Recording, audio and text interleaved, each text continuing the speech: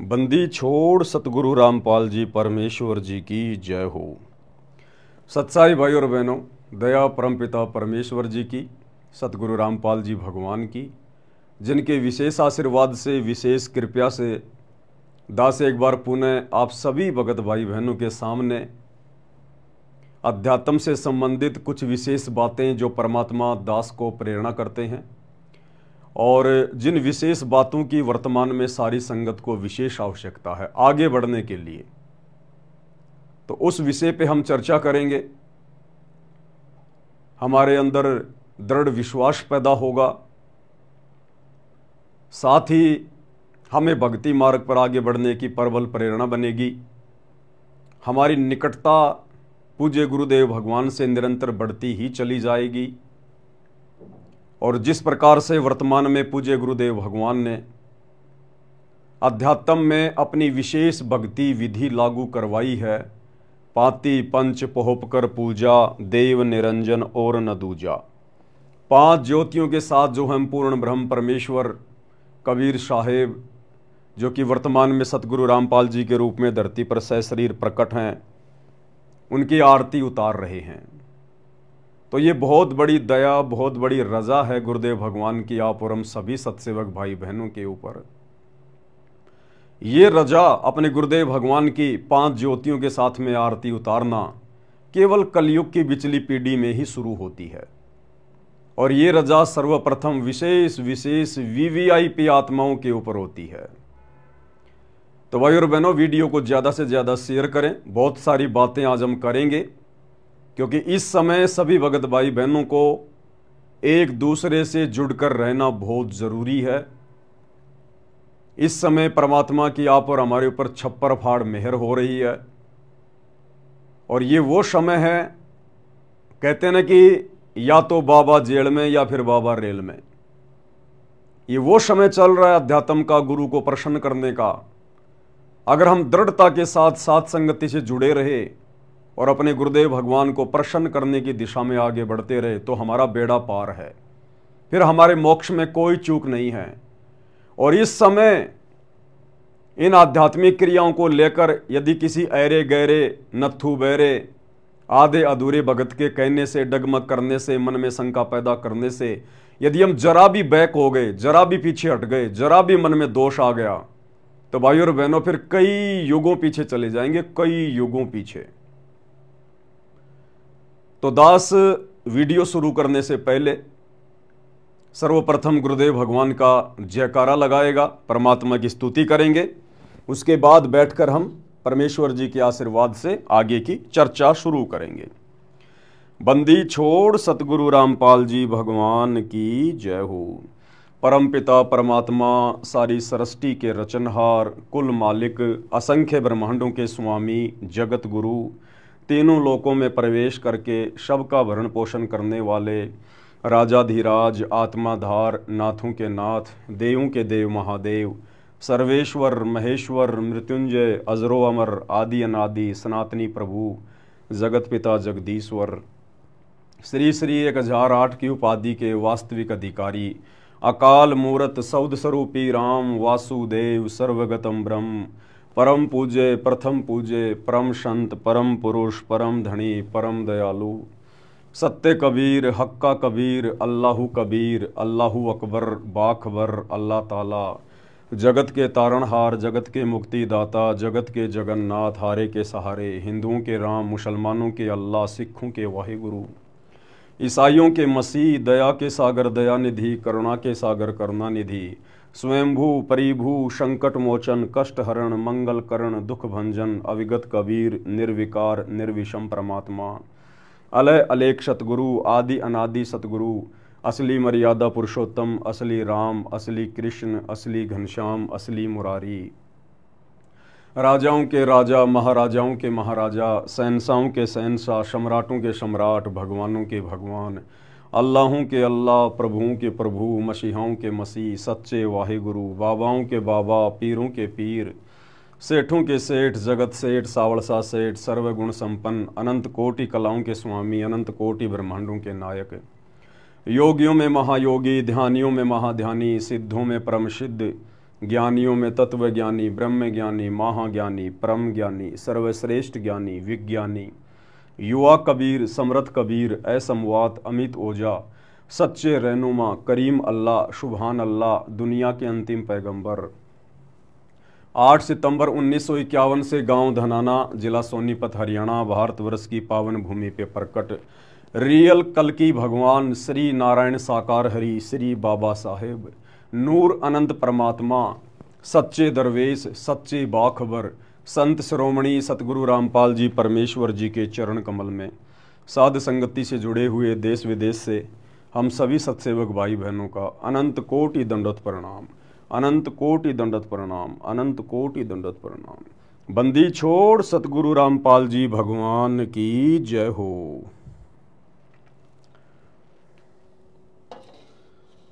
सच्चाई भाई और बहनों, दया है परमपिता परमेश्वर जी की, सारी सृष्टि के मालिक की, सतगुरु रामपाल जी भगवान की, पूज्य गुरुदेव भगवान के श्री चरण कमल में अनंत कोटि दंडवत प्रणाम। हे परमपिता परमात्मा, हम नीचों पर इसी प्रकार से अपनी दया बना के रखना परमात्मा, हमें अध्यात्म में निरंतर आगे की ओर बढ़ाते हुए चलना परमेश्वर। तो भाई और बहनों, दया है गुरुदेव भगवान की, जिनके आशीर्वाद से दास एक बार पुनः आप सभी के सामने लाइव आया है। कुछ एक छोटी छोटी बातें हैं जिनके ऊपर हमने विशेष तौर पर ध्यान रखना होगा। आप और हमारे ऊपर गुरुदेव ने वर्तमान में जो दया की है, जो रजा बख्शी है, भाई और बहनों, ये दया इस सृष्टि में किसी के ऊपर नहीं है, सृष्टि में किसी के ऊपर 5 ज्योतियों के साथ में पूर्ण ब्रह्म परमात्मा कबीर देव सतगुरु रामपाल जी परमात्मा जी की आरती उतारने का जो सौभाग्य है, वो इस कलयुग की बिचली पीढ़ी में चंद आत्माओं को मिलता है। आने वाले समय में तो पूरी दुनिया उतारेगी, नाक रगड़ रगड़ के उतारेगी, और दूसरा कोई ऑप्शन किसी के सामने रहेगा ही नहीं।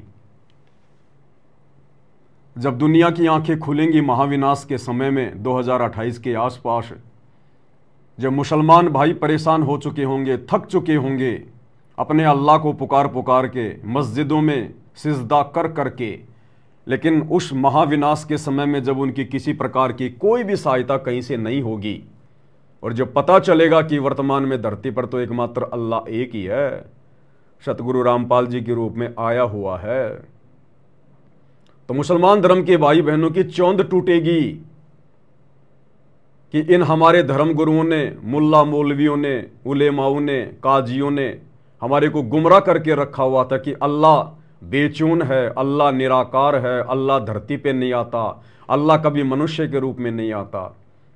तो इनका मोतियाबिंद हटेगा।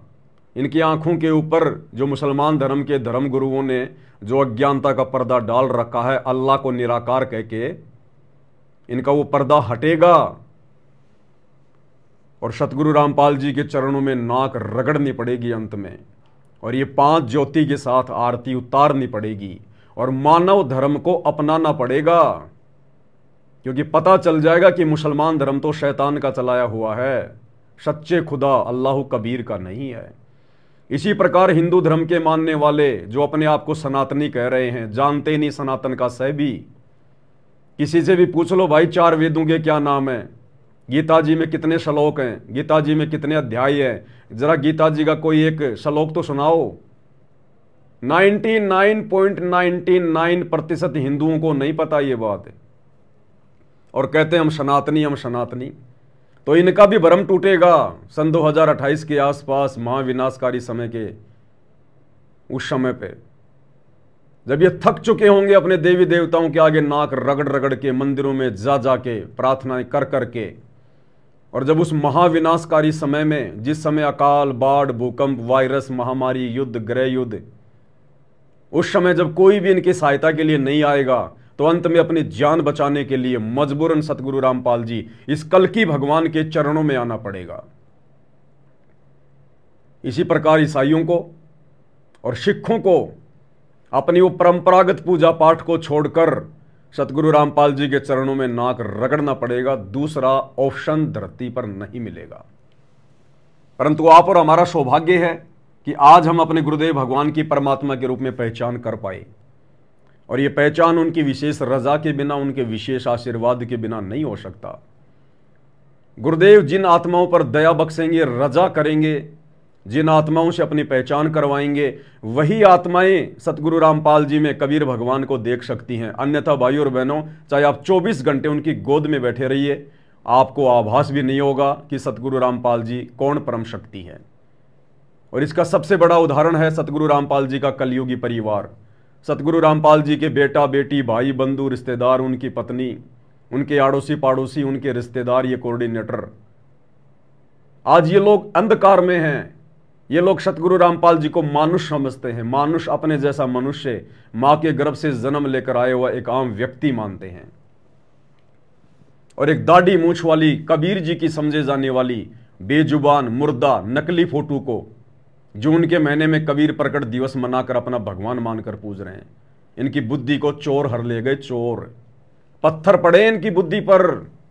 सतगुरु रामपाल जी की 90% संगत के बुद्धि पे पत्थर पड़े हैं। ये बुद्धि परमात्मा ने केवल अपने सत्सेवक बच्चों की खोली है, जिन्हें आज अपने गुरु में परमात्मा दिखाई दे रहा है। और गुरु को परमात्मा माने बिना इस कलयुग की पिछली पीढ़ी में आप सतलोक का दरवाजा भी नहीं देख सकते। दरवाजा भी, सतलोक में परमानेंट बैठना तो बहुत दूर की बात है। इसीलिए तो आदरणीय गरीबदास जी ने 350 साल पहले अपने सदग्रंथ साहिब में बार बार जिक्र किया है, गुरु मानुष कर जानते वो नर कहिए अंध, ओए दुखी संसार में आगे काल के फंद। कबीरा ते नर अंध हैं जो गुरु को कहते और, हरि के रूठे ठोर है सतगुरु के रूठे नहीं ठोर। 7 दीप 9 खंड में गुरु से बड़ा ना कोई, करता करे ना कर सके सतगुरु करे सो होई। दास गरीब कहे नर लोई, सतगुरु को चीने बिरला कोई। कोई बिरले आत्मा होंगी जो अपने गुरु में परमात्मा के दर्शन करेंगी और हृदय से, आत्मा से अपने गुरु को ही परमपिता परमेश्वर मानकर अन्य सबको अपने घर से बाहर निकालकर केवल अपने गुरु को हृदय में बैठाकर उनकी पूजा करेंगी। हर वो आध्यात्मिक क्रिया करेंगी जो मर्यादाओं के अंदर है और जो गुरु को प्रसन्न करने वाली हैं। तो इस पृथ्वी पर आज वर्तमान में, बल्कि यूं कहिए पूरे 21 ब्रह्मांड में, केवल आप और हम चंद सत्सेवक भाई बहनों का ये भाग्य उदय हुआ है। और इस भाग्य उदय के लिए हमने गुरुदेव भगवान का बारंबार धन्यवाद करना चाहिए, दंडवत प्रणाम करना चाहिए कि हे गुरुदेव भगवान, आपने हम नीचों पर कैसे दया बख्शी। 8 अरब की जनसंख्या है पूरे विश्व की, उसमें से लाखों को आपने अपनी शरण में भी ले लिया। उन लाखों की भी अभी तक बुद्धि नहीं खुली है। 20-20 साल हो गई, 33 साल हो गई। हे गुरुदेव, आपके बेटा बेटी, भाई बंधु, रिश्तेदार, उनकी भी बुद्धि नहीं खुली अभी तक, वो भी आपको नहीं पहचान पा रहे। क्योंकि हरियाणा में कहावत है कि दीपक के नीचे हमेशा अंधेरा रहता है और घर का जोगी जोगना, बाहर का जोगी सिद्ध। 1000 किलोमीटर दूर का भगत अपने गुरु को पहचान जाएगा, अपने गुरु से डर के भक्ति करेगा, लेकिन जो गुरु के अंग संग रहते हैं, जो आसपास रहते हैं, वो गुरु को मानुष मानकर वैसा ही बर्ताव करते हैं और अंत में उनको धोखा हाथ लगता है, धोखा।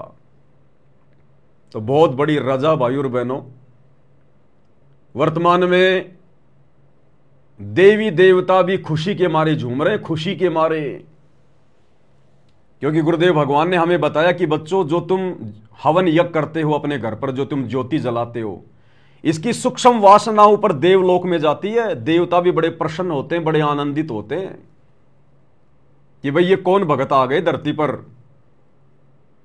जो शास्त्र विधि अनुसार हवन यज्ञ कर रहे हैं। और अब तो परमेश्वर ने दया कर दी, गुरुदेव भगवान ने।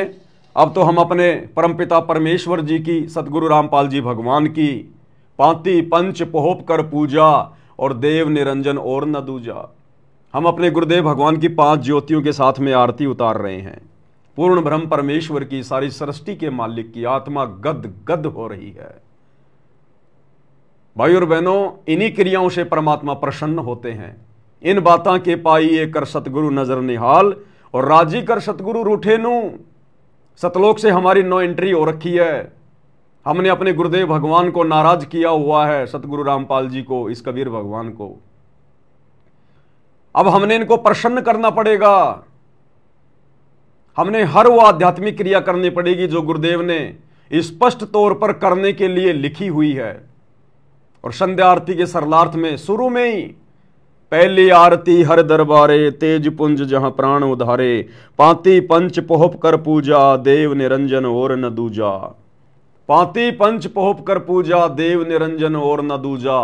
और सरलार्थ में गुरुदेव ने साफ साफ लिख दिया कि पूर्ण परमात्मा की, परमेश्वर की 5 ज्योतियों के साथ में आरती उतार कर उनकी पूजा की जाती है। आज से पहले हमारी बुद्धि पर पत्थर पड़े हुए थे, लेकिन भाइयों और बहनों, जब ठीक का समय आता है तभी परमात्मा दया करता है। और जैसे वो ठीक का समय आया तो सतगुरु रामपाल जी भगवान ने अपने सत्सेवक आत्माओं के ऊपर रजा कर दी, मेहर बख्श दी परमात्मा ने, हमारा ज्ञान योग खोल दिया, हमें सद्बुद्धि दी परमात्मा ने, और अपनी आरती उतरवाना शुरू कर दिया गुरुदेव भगवान ने। भाई और बहनों, ये बातें आज से पहले हमारे दिमाग में क्यों नहीं आई? अगर एक आध आत्माओं के दिमाग में भी आई तो परमात्मा ने उसको लागू नहीं होने दिया, क्योंकि ठीक के समय से पहले कोई भी आध्यात्मिक क्रिया संगत में लागू नहीं होती, क्योंकि ये परमात्मा का मार्ग है। अब हमें वो सारी बातें याद आएंगी भाई और बहनों, सारी बातें। हमें पता चल गया कि सृष्टि में परमात्मा एक ही है और कोई नहीं है, वो है कबीर देव, जो वर्तमान में हमारे गुरुदेव भगवान सतगुरु रामपाल जी के रूप में धरती पर प्रकट हैं। उनके अलावा कोई पूजा करवाने का अधिकारी नहीं, उनके अलावा कोई आरती उतरवाने का अधिकारी नहीं, उनके अलावा कोई जयकारा लगवाने का अधिकारी नहीं, उनके अलावा कोई दंड प्रणाम करवाने का अधिकारी नहीं। तो देखो किस प्रकार से गुरुदेव भगवान हमें धीरे धीरे धीरे धीरे यहां तक लेके आए हैं, और कितना विरोध किया हमारे खुद के भगत भाई बहनों ने हमारी उन आध्यात्मिक क्रियाओं को कि ये तो मनमाना आचरण कर रहे हैं। अब आपको समझ में आएगा वो मनमाना आचरण था या गुरुदेव के अनुसार आचरण था।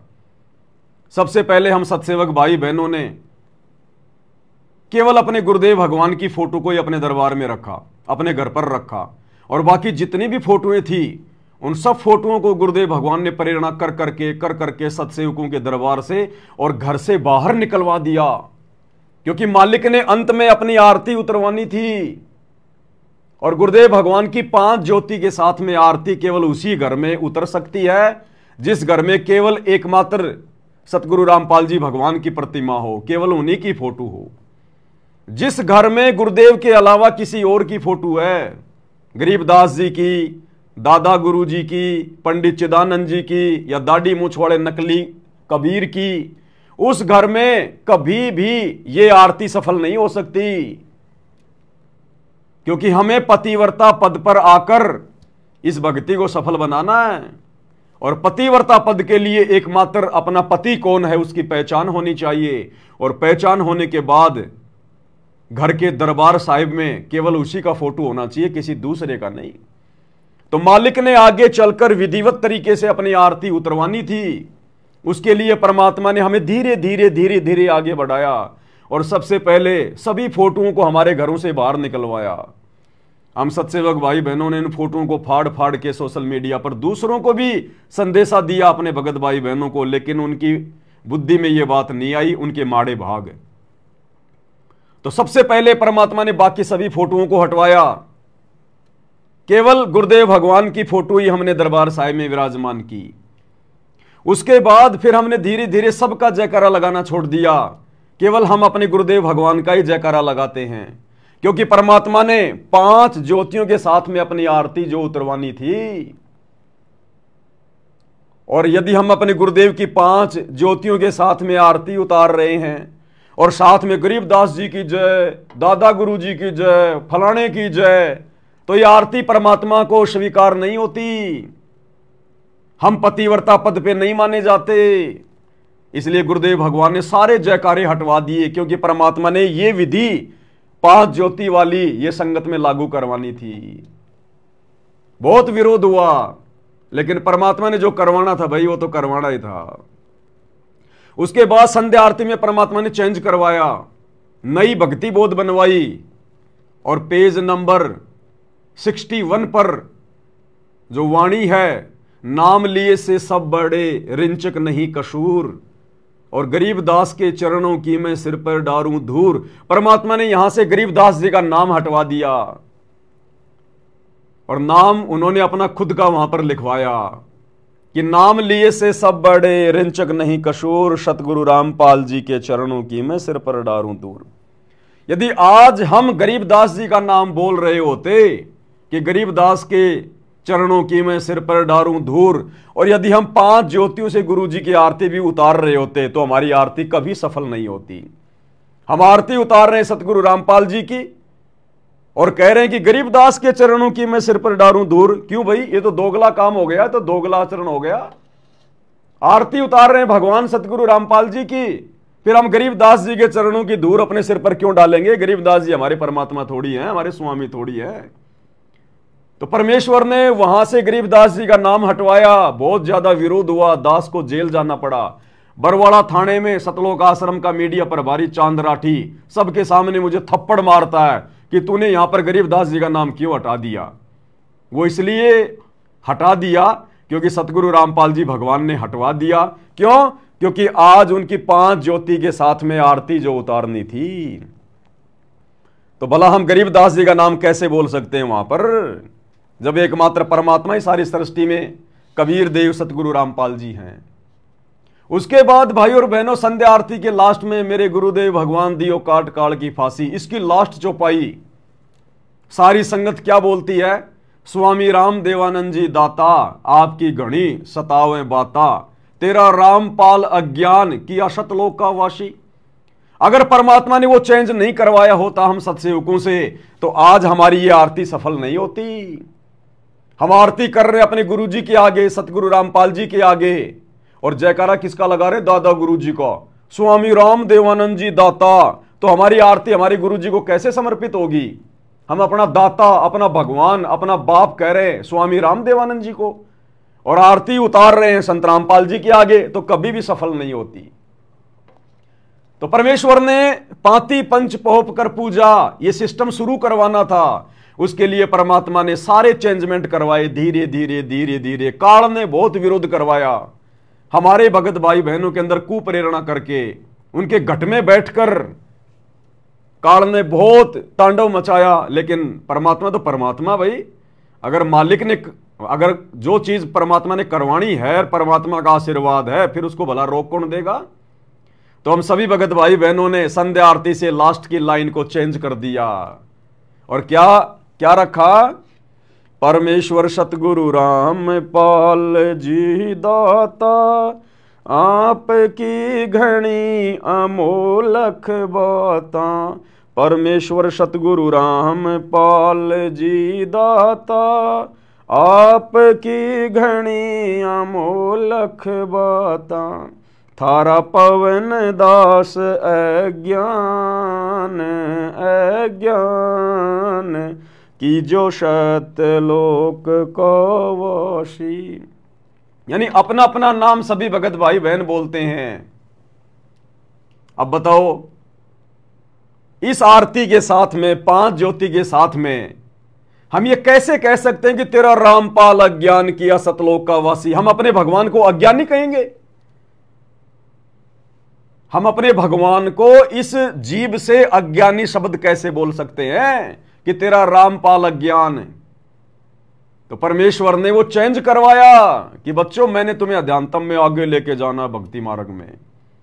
परमात्मा ने हमें कॉमन सेंस बख्शी, हमें सद्बुद्धि बख्शी। जीव के बस की बात नहीं है, किसी पवन दास के बस की बात नहीं है, क्योंकि परमात्मा ने अपनी विधिवत आरती शुरू करवानी थी। अरे दादा गुरु जी हमारे दाता थोड़ी है, हमारे स्वामी थोड़ी, हमारे भगवान थोड़ी हैं। हम क्यों बोलेंगे उनको? स्वामी राम देवानंद जी दाता आपकी घनी सतावे बाता। कौन सी बातें सताएंगी हमें? हमने तो कभी उनकी शक्ल भी नहीं देखी, हम तो कभी उनसे मिले भी नहीं, हमने तो कभी उनके सत्संग भी नहीं सुने, फिर हमें भला उनकी कौन सी बातें सताएंगी? और वो हमारे दाता कहां से हो गए? ना उन्होंने हमें ज्ञान दिया, ना कोई नाम दिया, वो हमारे दाता कहां से हो गए?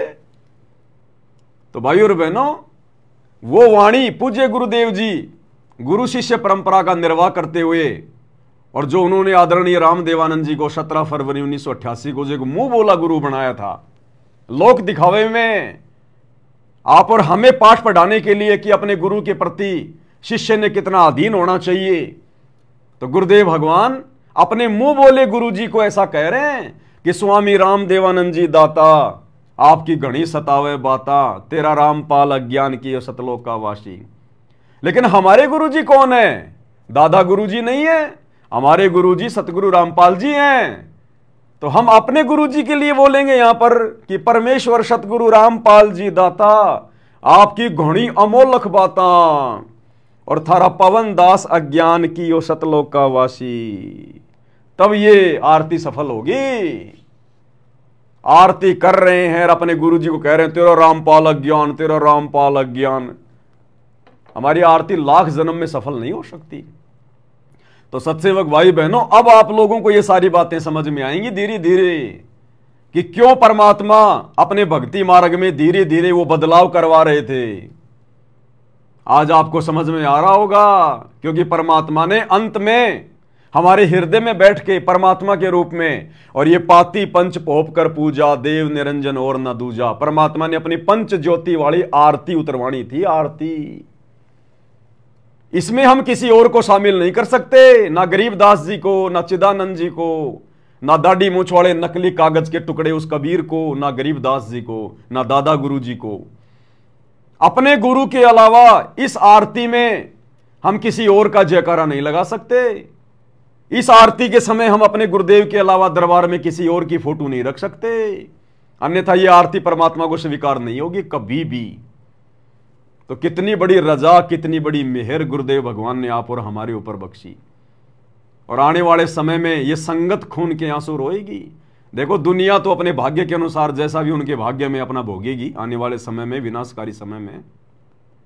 लेकिन सतगुरु रामपाल जी खुद की संगत जो सतलोक आश्रमों से जुड़ी हुई है, भेड़ चाल में चल रही है, देखा देखी में, महाभारत की गांधारी की तरह जो आंखों पर अज्ञानता की काली पट्टी बांध के चल रही है अपने कोऑर्डिनेटरों के पीछे, गुरुजी के कलयुगी परिवार के पीछे, इनको खून के आंसू रोने पड़ेंगे, खून के आंसू। अंत में विजयी होंगे परमात्मा के सत्सेवक बच्चे, अध्यात्म का लाभ उठाएंगे परमात्मा के सत्सेवक बच्चे। आने वाले महाविनाशकारी समय 2028 में परमात्मा के सत्सेवक बच्चे ही निश्चिंत होकर रह सकते हैं। बाकी ये जितने भी भगत हैं जो सतलोक आश्रमों से जुड़े हुए हैं, जिनकी सबकी मर्यादा खंडित है, जो गुरु को मानुष मानते हैं, आप देख रहे हैं इनका कितना बुरा हाल होगा। ये सब छोड़ छाड़ के भाग जाएंगे भक्ति उस समय, ये क्योंकि सारे पंचर हैं, पंचर। इनके अंदर वो पावर नहीं है भक्ति की शक्ति नहीं है इनके अंदर, गुरु का आशीर्वाद नहीं है इनके साथ में, केवल इनकी बैटरी चल रही है। कितने दिन चलेगी बैटरी? और दूसरी बात भाई और बहनों, गुरु को मानुष मानने वाला कभी भी भक्ति मार्ग पर सफल नहीं हो सकता, कभी भी। चाहे वो कितना दान कर ले, कितना ही नाम का जाप कर ले, कितना ही बड़ा भगत दिखाई दे, कुछ भी करे वो। तो आप और हमें गुरुदेव भगवान निरंतर भक्ति मार्ग पर आगे लेके जा रहे हैं सत्सेवकों को, और इन आश्रम वाले भाई बहनों को, सतलोक आश्रम वाले भाई बहनों को काल निरंतर नीचे ले जा रहा है, नरक में निरंतर नीचे ले जा रहा है। गुरुदेव के कलयुगी बेटा बेटी, भाई बंधु, रिश्तेदारों को, कोऑर्डिनेटरों को यह काल निरंतर नीचे लेके जा रहा है, निरंतर मर्यादा तोड़वा रहा है। और हमें परमेश्वर निरंतर ऊपर की ओर लेके जा रहे हैं अध्यात्म में। अब इसका एक जीता जागता सबूत आपको दिखाता हूं। आज ही वीडियो आया है, हरियाणा के रोहतक के किलोई गांव में बास्केटबॉल का टूर्नामेंट चल रहा है, बास्केटबॉल का। और कोई शिव कुमार नाम का कोई खिलाड़ी था हरियाणा का, जो कि वो मर चुका है। उसकी याद में वहां पर एक स्टेडियम बनाया हुआ है, शिव कुमार मेमोरियल स्टेडियम, गांव किलोई, रोहतक, हरियाणा। और शायद उसकी कोई बरसी होगी, उसकी शायद कोई वर्षगांठ होगी। उसके उपलक्ष्य में, उसकी याद में हरियाणा के लोग वहां पर बास्केटबॉल का टूर्नामेंट करवा रहे हैं, खेल हो रहा है बास्केटबॉल का। सतलोक आश्रम मैनेजमेंट हरियाणा ने, गुरुजी के कलयुगी परिवार ने वहां जाकर भंडारा लगा दिया, गुरुदेव के परिवार ने वहां जाकर भंडारा लगा दिया। भाई और बहनों, परमात्मा की वाणी है, हिंदू हदीरे पूज ही और मुस्लिम पूजे घोर, दोनों दीन की अकल को ले गए हैं चोर। गुरुदेव ने हमें प्रथम नियम में साफ साफ मना किया है, प्रथम नाम देते समय जो नियम दिए जाते हैं 11, कि हमने किसी की समाधि नहीं पूजनी, हमने किसी की समाधि वगैरह नहीं पूजनी है। अब वहां तो शिव कुमार नाम के उस खिलाड़ी की वर्षगांठ मनाई जा रही है, उसकी समाधि पूजी जा रही है, दुनिया उसके उपलक्ष्य में वहां पर टूर्नामेंट खेल रही है, बास्केटबॉल खेल रही है, और आश्रम वालों ने जाकर उसमें सहयोग कर दिया। अरे हमारा लेना देना क्या था वहां पर? दुनिया भाड़ में जाए, चाहे कबड्डी खेले, चाहे बास्केटबॉल खेले, चाहे किसी जिंदा के ऊपर खेले, चाहे किसी मुर्दा के ऊपर खेले। अरे ये लोग जबरदस्ती जाकर क्यों वहां पर अपनी मर्यादा तोड़वा रहे हैं? क्यों संगत के दान धर्म का दुरुपयोग करवा रहे हैं?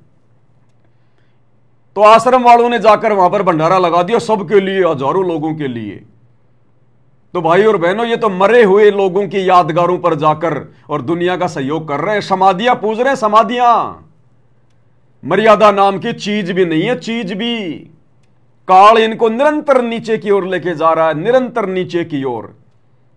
और देखो इनकी बुद्धि पे पत्थर पड़े हैं। ये खुद सारी न्यूज, सारा वीडियो अपने खुद के चैनल पर डाल रहे हैं, शाह न्यूज चैनल पर। भक्तों को बना दिया इन्होंने रिपोर्टर दे दे के 1.5 फुट का डंडा, बोलना भी ढंग से उनको आता नहीं। और बड़े खुश हो रहे हैं कि हम तो रजत दलाल बन गए, हम तो रवीश कुमार बन गए, 1 नंबर के पत्रकार बन गए। लेना देना कुछ नहीं है, काल ने हवा भर रखी है, गुब्बारे की तरह फुला रखा इनको। ये छोटा सा है, आपको मैं सुना देता हूं, देख लो।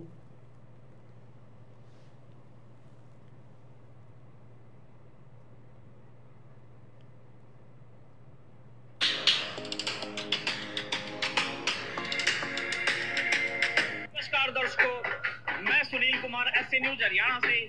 आप सभी जानते हैं कि हरियाणा प्रदेश ने देश को काफी लाल दिए हैं, जो कि मशहूर खिलाड़ी हुए हैं, इंटरनेशनल खिलाड़ी हुए हैं। ऐसे ही रोहतक जिले से, गांव कलोई से एक इंटरनेशनल खिलाड़ी हुए हैं, शिव कुमार जी। आज हम शिव कुमार जी की याद में जो स्टेडियम बनाया गया है उसी के सामने खड़े हैं। ये सामने आप देख रहे हो, शिव कुमार मेमोरियल स्टेडियम किलोई बनाया गया है। और आज यहाँ पर आप देख रहे होंगे कि आज यहाँ पर जो चहल पहल है वो क्यों है, यहाँ पर इतनी सिक्योरिटी क्यों है? क्योंकि यहाँ पर तीसरा नेशनल जो अब यहाँ पर जो होने वाला है किलोई में बास्केटबॉल टूर्नामेंट, वो आज से स्टार्ट हो रहा है। और यहाँ पर मुख्य अतिथि के रूप में हमारे CM साहब श्री नायब सैनी जी और कैप्टन अभिमन्यु जी यहाँ पर पहुंचेंगे। एक तो आज हमारे CM साहब इस टूर्नामेंट को देखने के लिए यहाँ पर अपना जो भी सहयोग है वो करने के लिए आ रहे हैं। दूसरी तरफ आप सामने देख भी रहे होंगे कि यहाँ पर आपने आज तक संत रामपाल जी महाराज की तस्वीरें उनके आश्रमों में देखी होंगी, लेकिन आज यहाँ स्टेडियम में क्या कर रही हैं, तो यह भी खुलासा हम आज आपको दिखाएंगे कि आखिरकार यहाँ पर संत रामपाल जी महाराज की इतनी तस्वीरें क्यों लगाई गई है। तो दर्शकों, हम बात कर रहे थे संत रामपाल जी महाराज की, यहाँ पर काफी जगह पर तस्वीरें दिख रही है हमें। आखिरकार संत रामपाल जी महाराज की तरफ से क्या योगदान किया जा रहा है इस टूर्नामेंट में, तो आइए हम यहाँ पर उपस्थित इन श्रद्धालुओं से भी बातचीत करते हैं। नमस्कार तो सर, जैसे कि यहाँ पर तो खिलाड़ी पहुंचे हुए हैं और संत रामपाल जी महाराज एक आध्यात्मिक गुरु है, तो संत रामपाल जी महाराज के द्वारा सत्संग नहीं होगा जी। यहाँ जी जो अपने ये आ रहे हैं ना, अपने पहलवान आ रहे हैं, इनके लिए खाने का भंडारा संत रामपाल जी महाराज ने कर रखा है जी। तो हमने सुना है कि यहाँ पर अभी देखा है तस्वीर में कि ये टूर्नामेंट 3 दिन तक चलेगा, तो क्या आपकी यहाँ 3 दिन तक ऐसे ही व्यवस्थाएं आप बनाकर रखोगे? हाँ जी, भंडारे 3 दिन ऐसे ही व्यवस्था रहेगी और सेवादार भी गुरु जी की तरफ से आश्रम के रहेंगे। तो यहाँ की व्यवस्था कैसे बना?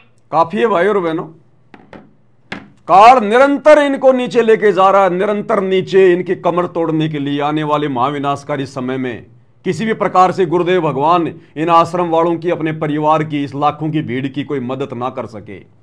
काल हर प्रकार से इनको खंडित कर देगा, तब तक हर प्रकार से खंडित है। अब बताओ क्या मतलब था इनका वहां पर फटे में जाकर पैर अड़ाने का? अरे दुनिया भाड़ में जाए, वो क्या खेल रही है, क्या खा रही है, क्या पी रही है। गुरुदेव तो बार बार हिसार जेल से संदेशा भेज रहे, बच्चों संसार की तरफ से आंखें बंद कर लो, बच्चों भूल जाओ संसार को, आगे बढ़ो, अपने परमात्मा के चरणों से चिपट जाओ। और ये राजनेताओं के चरणों से चिपट रहे, दुनियादारी में ज्यादा घुस रहे हैं। क्या मतलब था इनको भंडारा लगाने का उस खिलाड़ी की यादगार में वहां पर? अब बताओ, ये तो मुर्दों को पूज रहे हैं, मुर्दों की यादगारों को ताजा कर रहे हैं। क्या लेना देना भैया में? दुनिया भर के लोग हैं ऐसे। तो काल भाई और बहनों, इनकी बुद्धि पे बैठा हुआ है, आश्रम वालों की बुद्धि के ऊपर। और आप और हमें देखो किस प्रकार से परमात्मा निरंतर अध्यात्म में आगे की ओर बढ़ा रहे हैं। तो भाई और बहनों, जो भी जानकारियां होंगी दास आपको देता रहेगा, क्योंकि मेरी तो ड्यूटी भगवान ने इसी बात की लगाई है। अब आज हम आगे बात करेंगे और कैसे हम गुरुदेव के आशीर्वाद से अध्यात्म में निरंतर आगे की ओर जो है वो बढ़ सकते हैं। तो कुछ एक बातें हैं सभी भाई बहनों को बतानी बहुत जरूरी है। सबसे पहली बात तो भाई और बहनों, अब हमने संसार की तरफ से बिल्कुल आंखें बंद कर लेनी है, हमने भगतों की तरफ से भी आंखें बंद कर लेनी है। कौन से भगत? जो शतलोक आश्रमों से जुड़े हुए भगत है। वो क्या कहते हैं, क्या कहेंगे, हमने कुछ नहीं सुनना, कुछ नहीं देखना, क्योंकि हम जान चुके हैं उनको एडी से चोटी तक। वो खुद कितने मर्यादा में हैं, वो खुद कितने भगत हैं, फिर भलाऊं वो हमें क्या शिक्षा देंगे। तो हमने उनकी तरफ से आंखें बंद कर लेनी है। अब आगे का समय है भक्ति का। अब हमें भक्ति बचाएगी, भक्ति। तो सबसे पहली बात भाई और बहनों, ये जो 5 ज्योति के साथ में परमात्मा ने जो अपनी आरती उतरवाने की प्रक्रिया भक्ति मार्ग में शुरू जो करवाई है, ये हमारी कैसे सफल होगी, हमने किन किन बातों का ध्यान रखना पड़ेगा, कुछ एक बातें जानना बहुत जरूरी है। अब देखो भाई और बहनों, हम परमेश्वर की 5 ज्योतियों के साथ में आरती उतार रहे हैं। तो सबसे पहला जो पॉइंट है वो है नियम, मर्यादा। अब चाहे कुछ भी हो जाए, भाई घर छूटो, चाहे जग रूठो, चाहे रूठो ये संसारा हो, कौन सुनेगा मेरी काल लोक में जब गुरु रूठ गया मेरा हो। मर्यादाओं के लिए हम सत्सेवक भाई बहनों ने अब कमर कस लेनी है, कमर। अगर जरा भी मर्यादा हमारी टूटी, ये हमारी आरती सफल नहीं हो सकती। ये 5 ज्योति वाली आरती हमारी सफल नहीं हो सकती। अगर मर्यादा तोड़ के यदि हम ये आरती करने की फॉर्मेलिटी करेंगे तो हम भगवान को धोखा नहीं दे सकते, हम खुद को धोखा दे रहे हैं, खुद को। तो मर्यादाओं के लिए कमर कस लो, कमर। जो जो नियम गुरुदेव ने हमें बता दिए, कुछ भी हो जाए निभाएंगे तो निभाएंगे। परमात्मा से प्रार्थना करेंगे नाक रगड़ रगड़ के।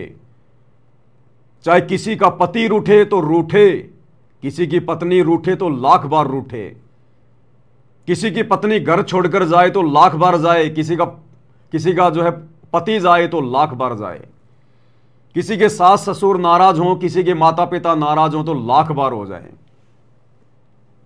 अब भक्ति करेंगे तो भगवान को प्रसन्न करने के लिए करेंगे, घर परिवार को, रिश्तेदारों को, समाज को प्रसन्न करने के लिए नहीं करेंगे कुछ भी। अपने परमेश्वर के वचन को प्रथम महत्व देंगे, अन्य किसी के भी भक्ति विरुद्ध वचन को महत्व नहीं देंगे। आप घर में रह रहे हैं, परिवार में रह रहे हैं, ससुराल में रह रहे हैं, हमने केवल उनकी उन्हीं बातों का समर्थन करना है, उन्हीं बातों तक हमने सहयोग देना है जो बातें भक्ति मार्ग में किसी प्रकार से बाधा उत्पन्न ना कर सके। अगर उनका कोई भी कार्य, कोई भी नियम अगर हमारी मर्यादाओं को तोड़ने वाला होगा, भक्ति बाधक होगा, तो भाई चाहे ससुराल वाले नाराज हों, चाहे पीहर वाले नाराज हों, हमने वो कर्म नहीं करना। कुछ भी आर पार की लड़ाई है, आर पार की, मंसूर की तरह दृढ़ हो जाना है, क्योंकि परमात्मा ने दया बख्श दी हमारे ऊपर बहुत बड़ी, हमारी बुद्धि खोल के। सबसे पहले तो गुरुदेव ने सात संगति के माध्यम से अपने आप को भगवान सिद्ध करवाया, और उसके बाद परमेश्वर ने वो आध्यात्मिक क्रिया शुरू करवा दी जिसको 30 साल तक सारी संगत केवल तोते की तरह बोल रही थी, पाती पंच पहोप कर पूजा, देव निरंजन और न दूजा, लेकिन समझ कोई नहीं पा रहा था। अब परमेश्वर ने हमारी बुद्धि खोली, ज्ञान योग खोला, और आज 5 ज्योतियों के साथ में आरती उतरवानी शुरू कर दी। और ये आरती सफल होगी मर्यादाओं के साथ में। तो मर्यादाओं के साथ में भाई और बहनों कोई समझौता नहीं किसी प्रकार का। असंख्य जन्म हो गए, असंख्य युग बीत गए, हमने रिश्तेदारों को प्रसन्न किया, परिवार को प्रसन्न किया।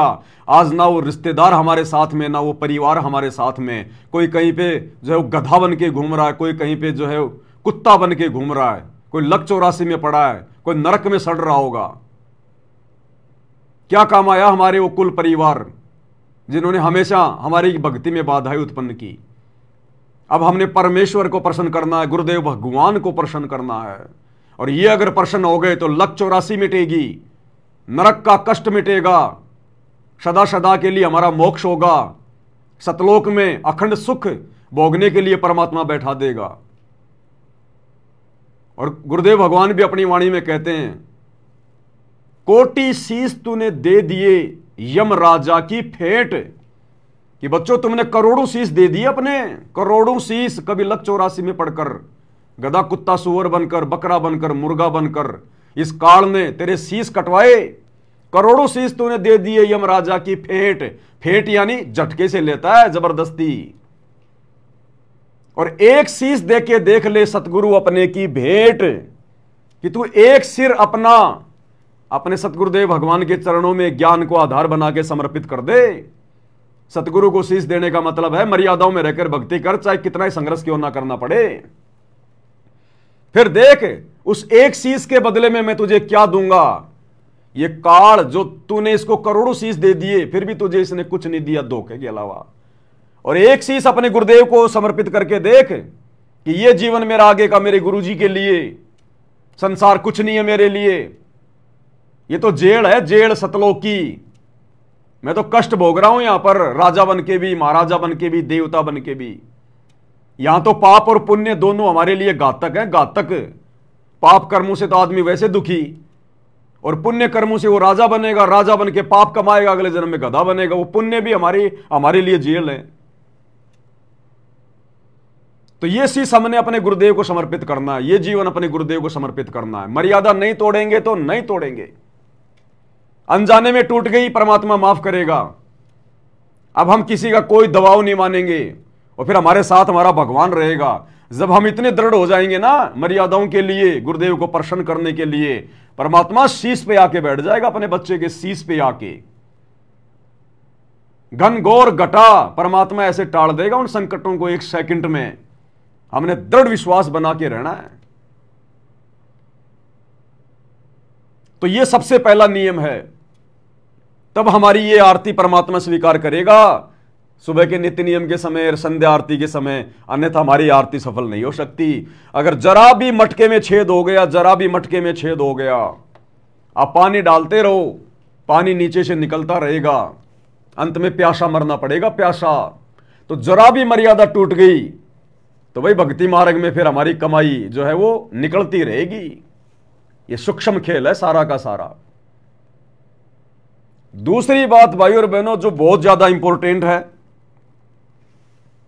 जब भी हम अपने प्रभु की आरती उतारें, अपने गुरुदेव भगवान की, अपने परमेश्वर की, सुबह के समय अगर आप नहा सकते हो तो बहुत अच्छी बात है, नहीं नहा सकते हो तो अपना हाथ मुंह धो के अच्छे से उसके बाद।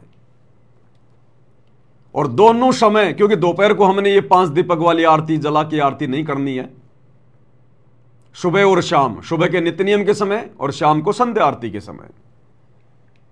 ध्यान रहे भाई और बहनों, हमने बिल्कुल चिंता मुक्त होकर आरती उतारनी है, चिंता मुक्त होकर। आप दिन भर अपने काम पे गए, आप 20 लोगों से मिले, किसी ने अच्छा कहा, किसी ने बुरा कहा, किसी ने टेंशन दी तो किसी ने कोई खुशी दी, लेकिन जब शाम को हम अपने घर पर आ रहे हैं और अपने गुरुदेव भगवान की आरती कर रहे हैं, हमने बाहर की चिंताओं को घर के दरवाजे के बाहर ही पटक देना है। हमने सारा दिन अपने धंधे पे, अपनी ऑफिस में, अपनी मजदूरी में क्या किया क्या नहीं किया, हम कितने लोगों से मिले, हमारा जो है वो किसी के साथ में मनमुटाव हुआ, किसी ने जबरदस्ती हमारे साथ में जो है कोई दिक्कतें कोई पैदा की, कुछ नहीं सोचना हमने, क्योंकि भगत अपनी तरफ से तो किसी के साथ में गलत व्यवहार कभी करेगा नहीं, जो भगत होगा। और दुनिया जबरदस्ती हमारे साथ में गलत व्यवहार करने की कोशिश करेगी तो हमारा बिगाड़ कुछ पाएगी नहीं, तो भगत ने टेंशन लेने की जरूरत ही नहीं। फिर हमारा भगवान हमारे साथ है, हमारा गुरुदेव हमारे साथ में, बाड़ी बाका नहीं होने देगा परमात्मा। तो आरती करते समय, सुबह की आरती और शाम की आरती करते समय हमने बिल्कुल चिंता मुक्त होना है। और परमात्मा कहते हैं प्रेम मगन होए आरती गावे। हमने मगन होकर प्रेम के साथ हमारा पूरा ध्यान आरती में, गुरुदेव के चिंतन मनन में, उनकी सलोनी सूरत में, भक्ति भाव के आसपास है। सो संध्या हमरे मन मानी, कहे कबीर सुनो रे ज्ञानी, मन पसरे को घट को आने। परमात्मा कहते सारी चिंताओं को भूल जा, वो आरती मुझे स्वीकार होगी। तो आरती उतार रहा अपने गुरुदेव की आरती उतार रहा है, और तेरा ध्यान भग रहा है तेरे धंधे पे, तेरी ऑफिस में, तेरी लेबर के अंदर, या किसी और काम के अंदर, या किसी और चिंता के अंदर तू फंसा हुआ है, तो तेरा ध्यान कहां है? तू तो फॉर्मेलिटी कर रहा है, तेरा मन तो कहीं बाहर भटक रहा है और हाथ से तू खाली पूजा की थाली ला रहा है। वो आरती परमात्मा को स्वीकार नहीं होगी, बिल्कुल नहीं होगी। जितना गुड़ डालेंगे उतना ही मीठा होगा। तो अब हमने चिंता मुक्त होकर अपने प्रभु की आरती उतारनी है। चिंता मुक्त होकर दुनिया भाड़ में जाए, काम धंधा भाड़ में जाए, नुकसान तो नुकसान, फायदा तो फायदा। हमारा नुकसान हमारा फायदा सबसे बड़ा इस भक्ति में है। भक्ति सफल नहीं हुई तो सबसे बड़ा नुकसान है। दुनिया में इससे बड़ा नुकसान कोई दूसरा नहीं है। और अगर भक्ति सफल हो गई तो सबसे बड़ा लाभ है, ये सबसे बड़ा फायदा, इससे बड़ा कोई फायदा नहीं पूरी सृष्टि में। तो चिंता मुक्त होकर, मगन होकर हमने आरती करनी अपने गुरुदेव भगवान की। बाहर की चिंता बाहर, काम धंधे की चिंता काम धंधे तक सीमित है। अब हमने गुरु को प्रसन्न करना है। हमने दुनिया को बहुत प्रसन्न कर लिया, हमने हमारे बॉस को बहुत प्रसन्न कर लिया, ऑफिस का काम ऑफिस तक, इसके बाद नहीं भाई। घर पे फोन नहीं आना चाहिए, सेठ जी ध्यान रख लेना। तो चिंता मुक्त होकर, इसके अलावा जब हम आरती करना शुरू करें तो भाई ये जो अपने मोबाइल वगैरह है ना, इनको बिल्कुल बंद, या तो बंद कर दो या इनको फ्लाइट मोड पे लगा दो और इनको उल्टा करके रख दो, उल्टा करके, ताकि हमें किसका फोन आ रहा है वो भी ना दिखाई दे, वो भी ना पता चले हमें, हमारा ध्यान बिल्कुल ना भटके। आरती उसी भगत की सफल होगी जो भगत आरती के समय केवल आरती का ही काम करेगा। बीच में फोन आ रहा है, आप बात कर रहे हो, हाँ हाँ ठीक है ठीक है ठीक है मैं आरती कर रहा हूं, बाद में फोन करूंगा, यह भी नहीं बोलना। उठाना ही नहीं है इसको, भूल जाओ कि मेरे पास में मोबाइल है, फ्लाइट मोड पे लगा दो, स्विच ऑफ कर दो, उल्टा करके रख दो, इसकी रिंगटोन बंद कर दो, नो डिस्टरबेंस, हमें कोई व्यवधान नहीं चाहिए। काम धंधा बड़ा नहीं है भगवान की आरती से, भगवान की भक्ति से। कोई अर्जेंट काम है वो पहले कर लो, आरती करने से पहले। किसी को फोन करना हो पहले कर लो। सुबह की 1 घंटे की आरती, शाम की 1.25 घंटे की आरती, बिल्कुल बंद मोबाइल। कोई अर्जेंट काम है अपना पहले कर लो। दास सेवा में था, कल आते समय एक भगत भाई के घर पे आ गया और सोचा भाई चलो यहां कर लेते हैं परमात्मा की आरती, आरती करनी है मालिक की। हाथ मुंह धो के परमात्मा की ज्योतियां जलाई, आरती उतारना शुरू कर दिया। शुरू में दास ने ले ली थाल हाथ में परमात्मा की, दास मालिक की आरती उतारने लग गया। अब बीच में भगत जी फिर डिस्टर्ब करने लग गए, मोबाइल उन्होंने बंद नहीं किया। कभी बीच बीच में ऑटो बुक कर रहे हैं, कभी बीच बीच में फोन उठा रहे हैं, तो उनकी भी आरती है सफल और साथ में दूसरे का भी ध्यान भटका रहे हैं। तो वो आरती भी परमात्मा स्वीकार नहीं करेगा। वो अंतर्यामी, वो देख रहा भाई, हम फॉर्मेलिटी नहीं कर रहे, सामने कोई फोटो थोड़ी रखी है। अगर ये पूजा की थाल हमने हाथ में उठा ली तो ये ना सोचिए कि सामने संत रामपाल जी की फोटो है। सतगुरु रामपाल जी साक्षात विराजमान है, साक्षात, वरना ये आरती हमारी सफल नहीं हो सकती। पांति पंच पोप कर पूजा, अगर गुरुदेव भगवान साक्षात सूक्ष्म रूप में आकर विराजमान ना हो तो ये आरती हमारी सफल नहीं हो सकती। ये फोटो के आगे थोड़ी कर रहे हैं हम। फोटो तो केवल एक माध्यम है ताकि हमारी याद बनी रहे। हम फोटो की पूजा नहीं कर रहे, हम मूर्ति पूजा नहीं कर रहे। मूर्ति केवल एक यादगार है। कबीरा दर्शन साधु का, मुख पर बसे सुहाग, दर्श उन्हीं को होते जिनके पूर्ण भाग। हमने फोटो के आगे आरती नहीं लानी है। हमने ये देखना है सामने मेरे गुरुदेव भगवान विराजमान है सूक्ष्म रूप में। अनंत कोटि ब्रह्मांडों के स्वामी, अनंत कोटि कलाओं के स्वामी, जितने मर्जी रूप बना ले गुरुदेव भगवान। गरीब सब पदवी के मूल हैं, सकल सिद्धि हैं तीर, और दास गरीब सतपुरुष भजो अविगत कला कबीर। ये काल 21 ब्रह्मांड का स्वामी 1000 कला का स्वामी है, भगवान है। ये 1000 रूप बना सकता है एक बार में। अक्सर पुरुष 10,000 कलाओं का स्वामी है, एक बार में वो 10,000 रूप बना सकता है। और ये सारी सृष्टि के मालिक सतगुरु रामपाल जी भगवान, ये कबीर देव अनंत कोटि कलाओं के स्वामी हैं, जितने चाहे उतने रूप बना ले परमात्मा। ये अपने सभी बच्चों के घरों पर जब ये आरती शुरू होती है या गुरुदेव भगवान को भोग लगाया जाता है, परमात्मा उस समय आकर विराजमान हो जाते हैं। अन्यथा ना तो हमारा भोग सफल हो सकता और ना हमारी ये 5 बत्ती वाली आरती सफल हो सकती। तो हमने कुछ नहीं ये सोचकर कि सामने गुरुदेव बैठे हैं, उसके बाद चाहे किसी प्रधानमंत्री का फोन क्यों ना आ जाए, भैया बाद में तो बाद में, कोई डिस्टरबेंस नहीं किसी प्रकार का। घर में कोई मर रहा है, कोई पैदा हो रहा है, हमने देखना ही नहीं है। पैदा होने वाले को भी यही संभालेगा और मरने वाले को भी यही देखेगा। आरती के समय कुछ नहीं भाई, ये विशेष तौर पर ध्यान रखना, नहीं तो हम परमात्मा के दोषी बनेंगे। तो कल मेरी भी ढंग से आरती नहीं हो पाई और उनकी तो आरती ढंग से होनी कहीं थी, कहां थी।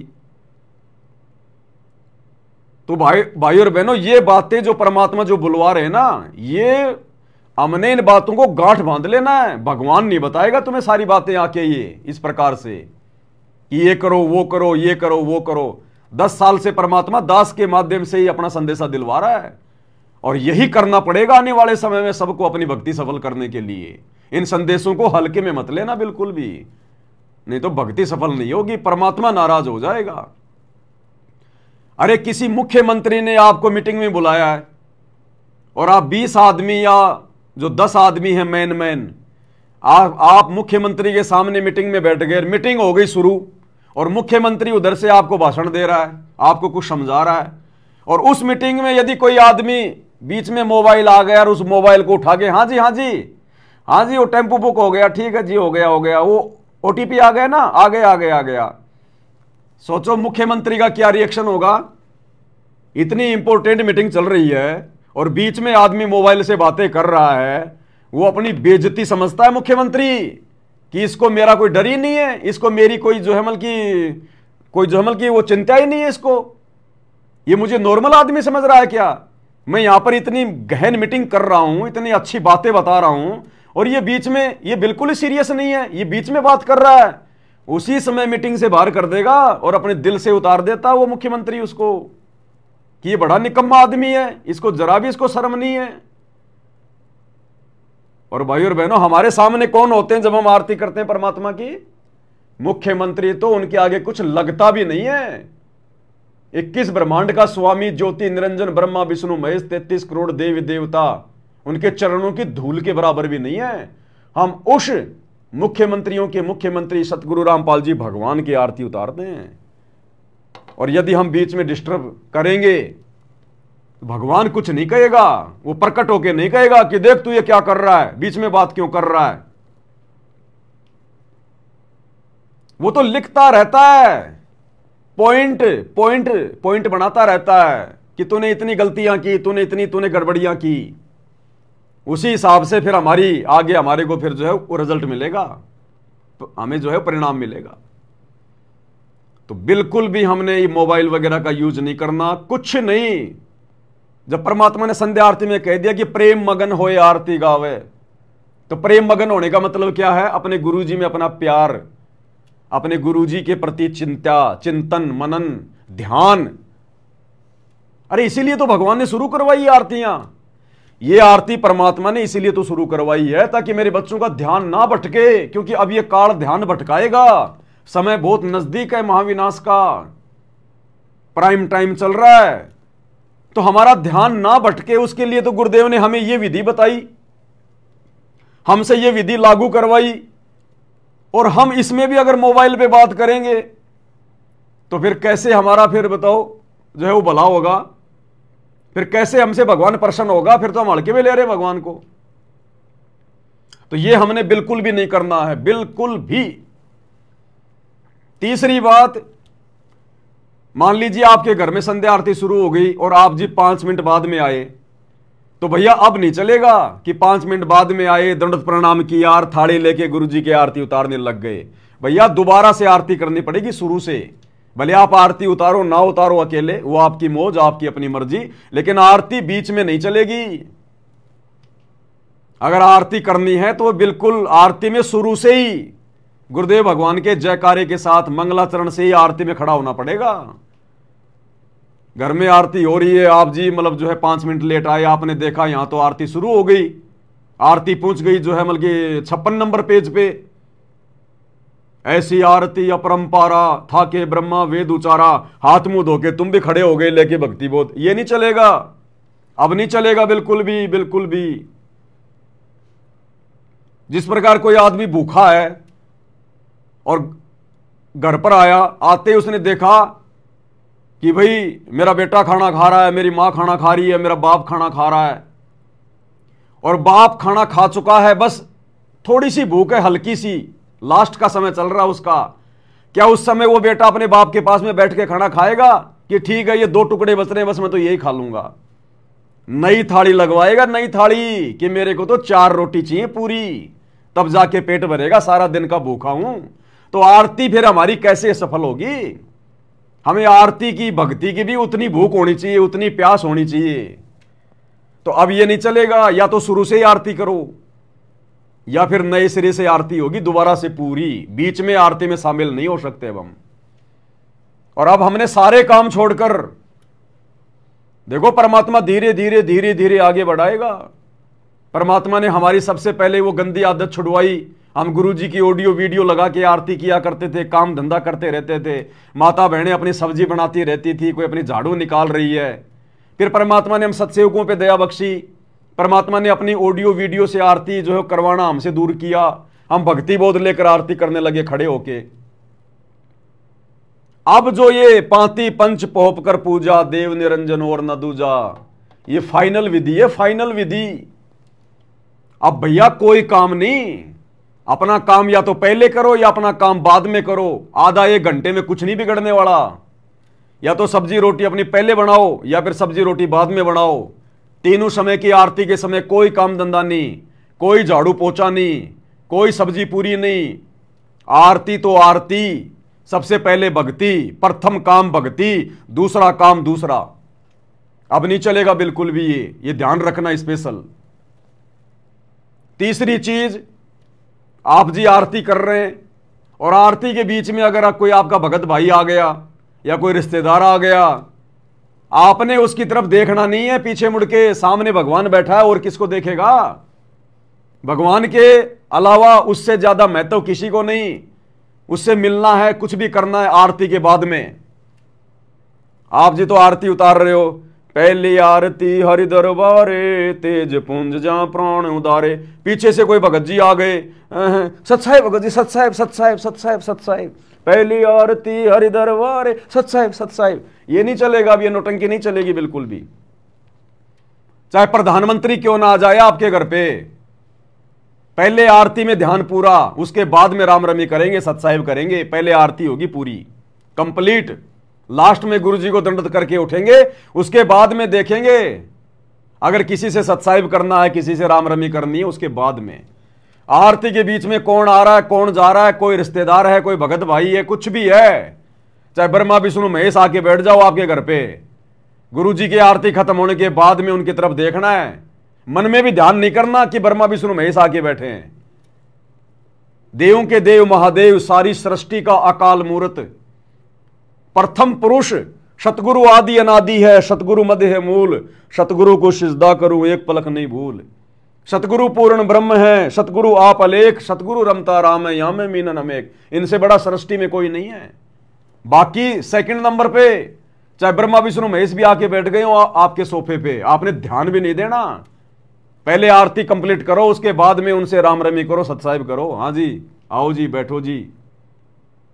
तो ये नहीं चलेगा बिल्कुल भी। अब अगर आरती के बीच में आप किसी को सत्साहिब करते हो या किसी को कुछ भी करते हो तो परमात्मा प्रसन्न नहीं होगा, परमात्मा नाराज होगा कि ये नालायक आरती कर रहा है, फिर ये ड्रामेबाजी कर रहा है। बाद में कर लेना, तू कहां जाएगा? तूने कोई बास्केटबॉल का कोई जो है टूर्नामेंट खेल के आना है क्या रोहतक में जाके? बाद में करना आराम से, सत्साहिब भी करेगा और क्या करेगा, परमात्मा की चर्चा करेगा, बाद में करियो आराम से। तो ये डिस्टर्बेंस अब बिल्कुल नहीं भक्ति मार्ग में किसी भी प्रकार का। इसके बाद भाई और बहनों, कुछ एक भाई बहनों की छोटी छोटी शंकाएं आई हैं। भगत जी, अब हम जो 5 ज्योतियों के साथ में आरती कर रहे हैं परमपिता परमेश्वर जी की, तो क्या हमने सुबह नहाना जरूरी है? देखो भगत जी, ऐसा है, अगर नहा सको तो बहुत अच्छी बात है। पहले हम इन पत्थरों की पूजा किया करते थे, मंदिरों में जा जाके पूजा करते थे। जब तक नहाते नहीं थे हमें अंदर से संतुष्टि नहीं होती थी। हम सोचते थे हमारी भक्ति आधी अधूरी है, खंडित है भक्ति।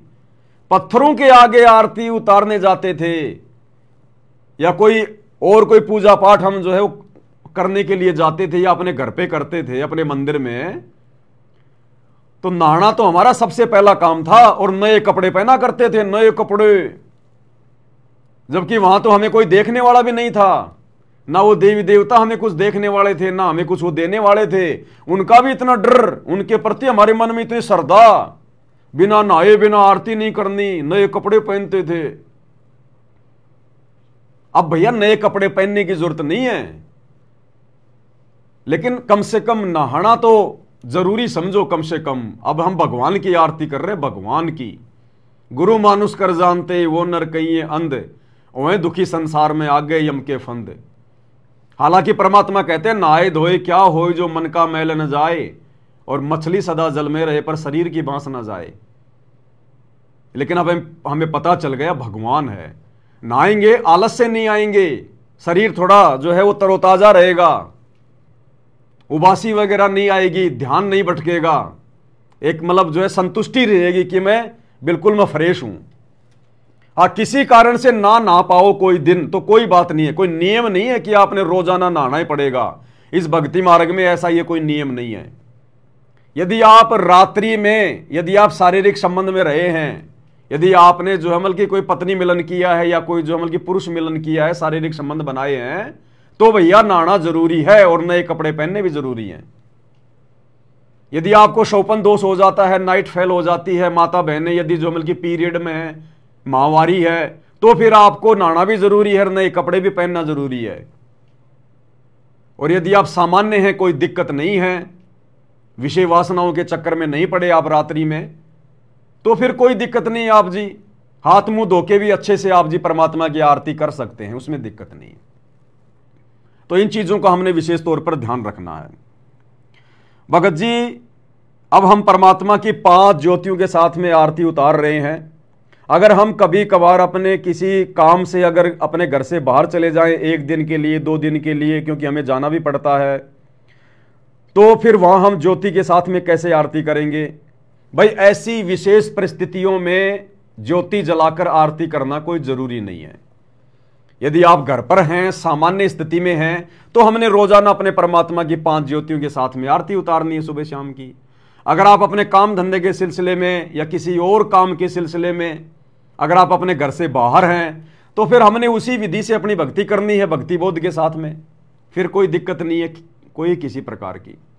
लेकिन यदि हम घर पर हैं, सामान्य स्थिति में हैं या किसी भगत के घर पर हैं, तो फिर हमने परमात्मा की विधि विधान से आरती हमने करनी है। मजबूरी में हम बिना 5 ज्योतियों की आरती कर सकते हैं, लाभ हमें समान ही मिलेगा। तो इस प्रकार से मन में कोई शंका हमारे नहीं होनी चाहिए। उसके बाद में एक चीज का विशेष ध्यान रखना भाई और बहनों, क्योंकि देखो हमारा फालतू का खाना पीना छूट गया। चाय तक हम सत्सेवक पीते नहीं हैं। बाहर का ये समोसा, ये कचौड़ी, चाउमीन, ये बर्गर वगैरह, बाहर का जूस भी नहीं पीते हम तो। जूस भी चाहे वो कितनी साफ सफाई से बनाओ, लेकिन वो बनाने वाला तो सांसारिक है, उसके मन में तो पता नहीं क्या क्या विचार चल रहे हैं। तो जैसा खाओगे अन्न वैसा होगा मन, जैसा पियोगे पानी वैसी होगी वाणी। हम तो बाहर का पानी भी मजबूरी में पीते हैं, अपना घर का लेके जाते हैं बोतल भर के।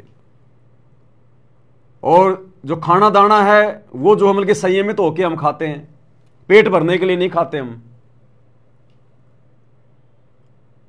तो आरती के समय भगत भाई बहन ये कोशिश करें कि जो मतलब कि गैस वगैरह ना छोड़ें, पाद वगैरह ना मारे भाई बहन।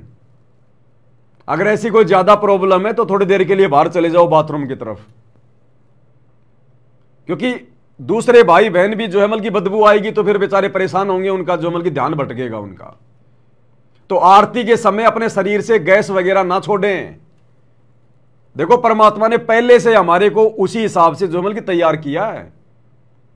अरे गैस क्यों आएगी फालतू की? जब बाहर का खाना खाएंगे, समोसे कचौरी बर्गर फलाना दिखना, मन में आया वही खा लिया, वही देख लिया, तो ये समस्या आएगी। अब परमात्मा ने 2-3 साल से हमारा सब कुछ बंद कर रखा है। बाहर का, घर का शुद्ध खाना खाते हैं, भगवान को भोग लगा के खाते हैं, तो दिक्कत हमारे को होनी नहीं चाहिए। टाइम टू टाइम अपना फ्रेश हो, दिक्कत कहाँ आएगी आपको? फिर भी अगर ऐसी कोई प्रॉब्लम है, कोई ज्यादा ही समस्या है, और यदि आरती के समय यदि आपकी जो मतलब की गैस वगैरह आ रही है, तो 2 मिनट के लिए थोड़ा साइड में हो जाओ, बाथरूम की तरफ जाके चक्कर काट के आ जाओ। अन्यथा वहां पे आप जीवन की बदबू फैलाओगे, दूसरे भाई बहनों का ध्यान भटकेगा, तो फिर जो मतलब की दोषी बनेंगे हम। तो हमने कोशिश करनी है, ये आरती के समय हमने गैस वगैरह बिल्कुल भी नहीं छोड़नी है, ध्यान रखना है इस बात का। इसके अलावा एक भगत की छोटी सी शंका थी, मुझे ऑडियो भेजी थी उन्होंने, ऑडियो तो मैं ध्यान नहीं कहाँ है वो। तो वो कह रहे थे कि भगत जी मैंने गुरुजी का एक वीडियो देखा था, बहुत पुराना है, जिसमें गुरुजी संध्या आरती को करते समय जो है 5 ज्योतियां जो है वो जला रहे हैं, आरती हो रही है संध्या आरती के समय की। वो तो ठीक है भगत जी, पाती पंच पोप कर पूजा, देव निरंजन और न दूजा, गुरुजी खुद भी आरती कर रहे हैं। लेकिन गुरुजी ने पूजा की थाल के अंदर धूप बत्ती वगैरह, अगरबत्ती वगैरह, वो कपूर वगैरह, वो भी भगत जी उसमें रखा हुआ है। तो ये क्या प्रोसीजर है भगत जी? क्या हमने भी धूप बत्ती लगानी है, अगरबत्ती लगानी है? तो ये हमने बिल्कुल भी नहीं करना है। हमारे लिए जो आदेश है हमने केवल उतना ही करना है। हमारे लिए आदेश है पाती पंच पोप कर पूजा, देव निरंजन और न दूजा। इसमें फूल भी शामिल है, लेकिन फूल वगैरह की अभी तक परमात्मा कोई प्रेरणा नहीं कर रहा है। इसलिए जब तक परमात्मा प्रेरणा ना करे, जब तक विधिवत संगत में कोई संदेशा ना आए, तब तक भाई बहनों ने ये फूल वाली प्रोसीजर शुरू नहीं करनी है, ध्यान रखना। केवल 5 ज्योतियां जलाकर ही हमने परमात्मा की आरती उतारनी है, जो गुरुदेव ने हमें बताई, हमारे को आदेश दिया उसके सरलार्थ में। और जो धूप वगैरह जो उसमें जलाई जा रही थी, तो गुरुजी पहले गांव-गांव जाके 3 दिन का पाठ किया करते थे। और वो पाठ के समय में भाई और बहनों, परमात्मा जब संध्या आरती किया करते थे, मतलब संध्या आरती के अंदर परमात्मा धूप नहीं जलाया करते थे। वो जो वीडियो है वो परमात्मा को भोग लगाया जा रहा है। भोग लगाते समय जो बीच में जो आता है ना, ये पाती पंच पोप कर पूजा, देव निरंजन और न दूजा, वो उस समय उसमें धूप रखी जाती है, उसमें तो सुपारी भी रखी जाती है, उसमें 1.25 रुपया भी रखा जाता है उसके मटके के ऊपर, कलश के ऊपर। तो हमने ये सब कुछ नहीं करना। वो तो 3 दिन का जो पाठ प्रकाश होता है आदरणीय गरीबदास जी महाराज जी की 24,000 वाणियों का, जो कि 48 घंटे में जाके समाप्त होता है, वो उस पाठ प्रकाश की अपनी कोई प्रोसीजर है। तो हम कोई पाठ प्रकाश नहीं कर रहे वो वाला 3 दिन वाला, कर तो हम भी जो मतलब कि पाठ ही रहे हैं। इस पुस्तक को पढ़ना पाठ ही होता है, लेकिन ये हमें परमात्मा ने आरतियों के रूप में कुछ वाणियां निकाल के दी हैं। और एक होता 3 दिन का पाठ पूरा, वो गरीबदास जी का जो है वो सदग्रंथ साहिब को आगे रख के जो है वो किया जाता है, वो नहीं। वो पाठ प्रकाश के समय की प्रोसीजर है। धूप बत्ती, अगरबत्ती, सुपारी वगैरह रखना, 1.25 रुपया रखना, वो पाठ प्रकाश के समय की प्रोसीजर है। हमारे लिए गुरुदेव का केवल इतना ही आदेश है, हमने केवल यही करना है।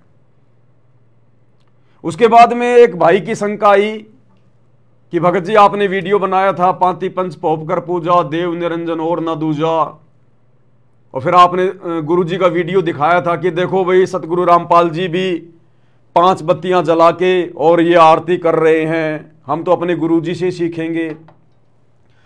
तो उसने कहा कि भगत जी ये तो पाठ प्रकाश के समय गुरुजी कर रहे थे, ये तो पाठ के समय की जाती है, वो तो पाठ प्रकाश हो रहा था। तो मैं उस भाई से कहना चाहता हूं कि हम जो 3 समय की आरती कर रहे हैं, हम कोई गरुड़ पुराण बात रहे हैं क्या?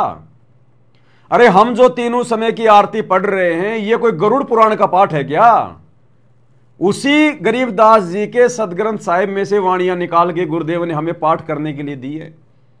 जब आप भक्ति बोध को पढ़ोगे कभी हाथ में लेके, तो भक्ति बोध को खोलने से पहले उसके नीचे लिखा हुआ मूल्य, उसके मूल्य के आगे लिखा हुआ नित्य नियम पाठ। यानी इसका हमने रोजाना पाठ करना है। तो हम भी तो पाठ ही कर रहे हैं तीनों समय का। हम कौन सा जो है मतलब की भागवत पढ़ रहे हैं या कोई गरुड़ पुराण का पाठ कर रहे हैं, हमारा भी तो पाठ ही है ये। और गुरुदेव भगवान का आदेश हो गया संध्या आरती के सरलार्थ में कि 5 ज्योतियां जलाकर परमेश्वर की पूजा की जाती है। अब ये थोड़ी कहेंगे कि मेरी पूजा करो, मैं हूं तुम्हारा परमेश्वर। उसके लिए गुरुदेव ने हमारे को तत्व ज्ञान दे दिया, मनुष्य शरीर दे दिया, सरलार्थ में लिख के दे दिया। अब ढोल बजा के थोड़ी कहेंगे गुरुदेव। तो ये छोटी छोटी शंकाएं हैं भगत भाई बहनों की, और ये बताना बहुत जरूरी है भाई और बहनों, क्योंकि ये भक्ति का प्राइम टाइम चल रहा है इस समय जो परमात्मा रजा बख्श रहे हम सत्सेवकों के ऊपर, सृष्टि में किसी के ऊपर नहीं है। आश्रम वालों को तो काल सिर पर बैठकर निरंतर नीचे की ओर ले जा रहा है, मर्यादा तुड़वा तुड़वा के। उन भाई बहनों का कोई आचरण ठीक नहीं है, कोई उनकी मर्यादा ठीक नहीं है, कोई उनका दीन धर्म ठीक नहीं है। खाली नाम के भगत हैं कि हम संत रामपाल जी के भगत हैं, बाकी मर्यादा किसी की नहीं है, एक की भी ज्ञान आधार नहीं है बिल्कुल भी। लठ वाले जानवर हैं, जिधर से लकड़ी दिखा दो उधर ही हो लेंगे। तो इस समय भाई और बहनों यदि हम नीचे गिर गए तो भाई और बहनों फिर हम कभी जिंदगी में नहीं उठ पाएंगे, युग युग बीत जाएंगे फिर हमारे को। और इस समय अगर किसी ने हिम्मत कर ली, संघर्ष कर लिया, दृढ़ रहा, किसी के तोड़ने से नहीं टूटा, काल के दूत, काल के एजेंट संगत में घुस के भगत बनकर जो बैठे हुए हैं, वो हमारे अंदर शंका पैदा करने का प्रयास करेंगे। तरह तरह की उल्टी सीधी बातें, बीजक की बाता कहे बीजक नाई हाथ, पृथ्वी डूबवण उतरे कर कर मीठी बात है। काल ना जाने क्या क्या प्रयत्न करवाएगा, उसको तो आग लग गई, आग कि एक एक घर में एक एक दिन में 10-10 हवन यज्ञ हो रहे हैं, 10-10 हवन यज्ञ। परमात्मा की विधिवत आरती शुरू हो गई, उसके बाग में आग लग गई, तन बदन में आग लग गई, बौखला गया काल पूरी तरह से। वो कोशिश करेगा हमारे मन में शंका पैदा करने की कि मैं जितने सत्सेवकों को तोड़ सकूं तोड़ लूं, अगर 2, 4, 5 भी अगर इस विधि को छोड़कर अगर साथ संगति से नीचे गिर गए तो भी मेरे लिए तो बहुत अच्छी बात हो जाएगी। तो वो कोशिश करेगा इस समय भाई और बहनों, लेकिन सुनना किसी की नहीं, सुनो अपनी आत्मा की और अपने गुरुदेव भगवान की, उनके ज्ञान की, उनके सत्संग की, दूसरे की किसी की मत सुनो। और फालतू में किसी से संपर्क मत करो। अब अपनी भक्ति करने का समय है, भक्तों से ज्यादा लाग लपेट करने का समय नहीं है। ज्यादा समय अपना सुमरण, परमात्मा की भक्ति, सत्संग, भक्तों से भी ज्यादा लंबी चौड़ी बात मत किया करो। अब आधा घंटा, 1 घंटे, अब कोई फायदा नहीं है। परमात्मा ने जिन जिन शंकाओं का समाधान जो करवाना था, जो जायज थी, परमात्मा ने हजारों वीडियो बनवा दिए दास के माध्यम से, और दास की ड्यूटी लगा रखी है भगवान ने। हर दूसरे तीसरे दिन में लाइव आ ही रहा हूं, और पिछले 7 महीने से हम लोग जो है परमात्मा की पुस्तकों पे लाइव आ रहे हैं। अभी बीच में परमात्मा ने एक नई सेवा दे दी, इसलिए दास थोड़ा सा बीच में वीडियो नहीं बना पा रहा। 2, 4, 5 दिन के बाद में जैसे थोड़ा सेवा का बर्डन डाउन होगा, परमात्मा के आशीर्वाद से, मुसलमान नहीं समझे ज्ञान कुरान उस पुस्तक के ऊपर, हम फिर से लाइव आएंगे रात्रि 8 बजे। तो बीच बीच में ऐसी कोई आवश्यकता होगी, कोई संदेशा देना होगा, तो परमात्मा दास को निमित्त बना रहे हैं। आपने कहीं भटकने की जरूरत नहीं है, बार बार कहीं भागने की जरूरत नहीं है। जो भी जानकारी मिलेगी अब साथ संगति की वीडियो से मिलेगी।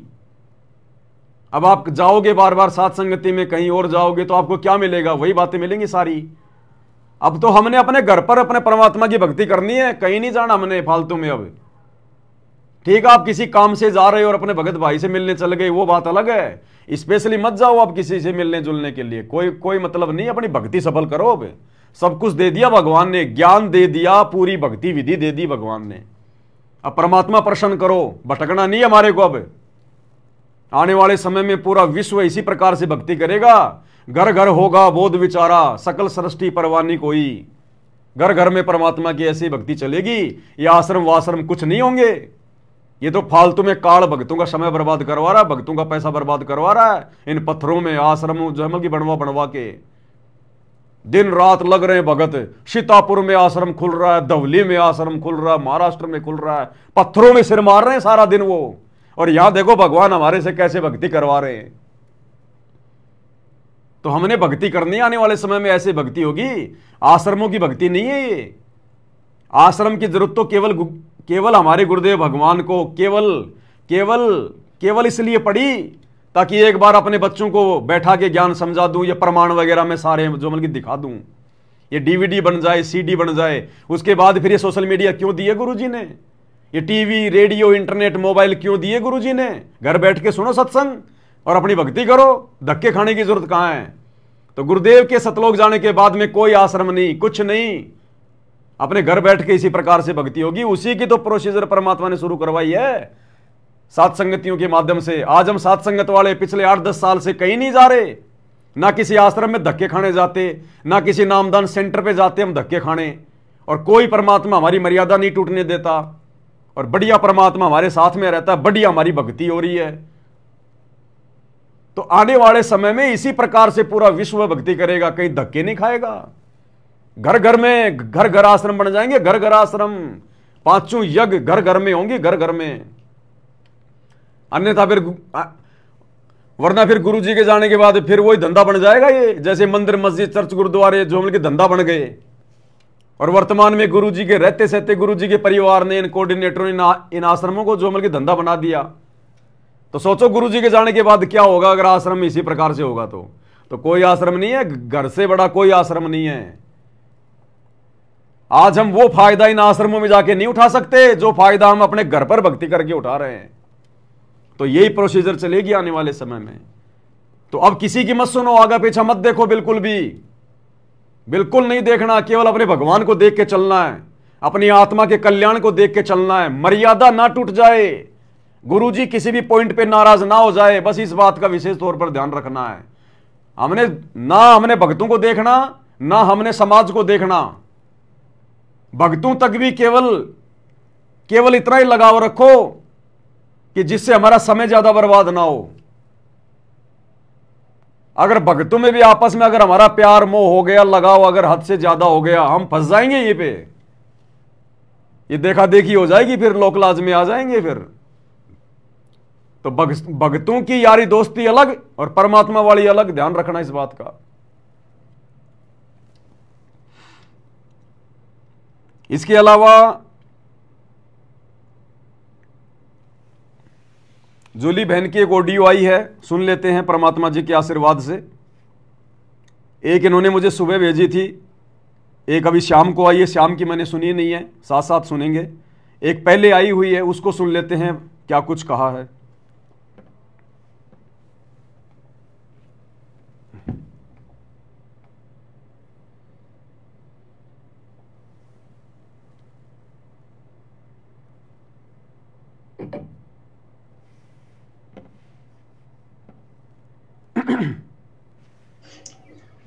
बंदी छोड़ सतगुरु रामपाल जी भगवान जी की जय हो। बंदी छोड़ की लौट कोनी और की।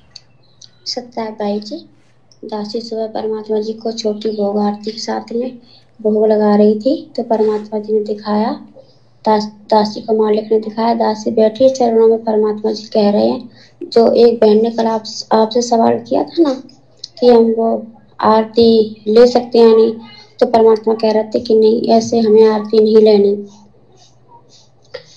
परमात्मा जी कह रहे थे जैसे जगत में काल की पूजा लोग करते थे, तब आरती लिया करते थे, वहां तो वो तुम्हें आशीर्वाद नहीं दे रहा ना, इसलिए तुम आरती लिया करते थे।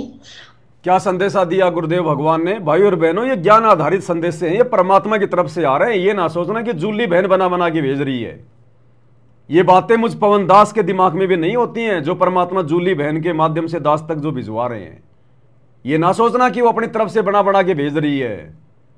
परमात्मा दया करता है, तब जाकर ये बुद्धि खुलती है।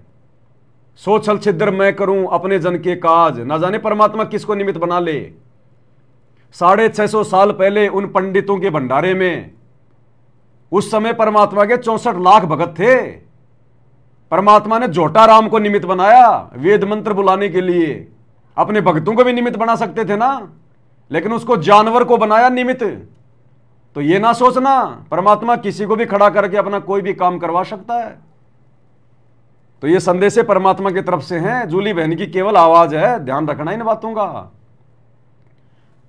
तो क्या कह रहे हैं गुरुदेव भगवान की? पहले हम जगत में जब आरती किया करते थे मंदिरों में या फिर अपने घर पर किया करते थे, तो हम लोग यूं आरती लिया करते थे, फिर यूं अपने सिर पे लिया करते थे यूं, या फिर बहुत सारे भाई बहन यूं करते हैं अपने घर की तरफ, यूं ले फुश फुश उधर चली जा, जा जा घूम जा सारे घर में, तो पहले यूं किया करते थे, ये नहीं करना हमने, ये पाखंड है, ढोंग है, कोई लेना देना नहीं है इसका। तो गुरुदेव ने क्या कहा जूली बहन के माध्यम से कि वो बेचारे इसलिए यूं किया करते थे, यूं आशीर्वाद खुद अपने हाथों से लिया करते थे। क्यों? क्योंकि वो देवता उनके, वो पत्थरों के, उनके भगवान वो पत्थरों के, ना चले ना बोले ना कोई हाथ उठावे, तो उनको आशीर्वाद नहीं मिलता था उन देवताओं की तरफ से, उस पूजा पाठ से, उन मंदिरों में। इसलिए बेचारे मजबूरी में अपने हाथों से आशीर्वाद लिया करते थे कि ये देवता तो हाथ उठा ही नहीं रहे, ये देवता तो कभी आशीर्वाद देते नहीं, काम हमारे सारे बिगड़ते जा रहे हैं, खुद ही ले लो। अब यहां तो परमात्मा छप्पर फाड़ के आशीर्वाद दे रहा, मैं छप्पर फाड़ के, ये सूक्ष्म भक्ति है, सत भक्ति। तो अब हमने अपने हाथों से आरती लेने की जरूरत नहीं है, और ना अपने घर में फैलाने की जरूरत नहीं है कि जा फैल जा, चारों तरफ फैल जा घर में। अब ये ड्रामेबाजियां करने की जरूरत नहीं है, हमने सिंपल तरीके से परमेश्वर की आरती उतारनी है। उसके बाद में कहीं भी रख दो इस थाली को, चाहे दरबार में रख दो, चाहे कहीं और रख दो अलग। और जब ये घी पूरा साफ हो जाए तो बत्तियां निकाल के डब्बे में डाल दो, सुबह फिर नई बत्ती डाल लो।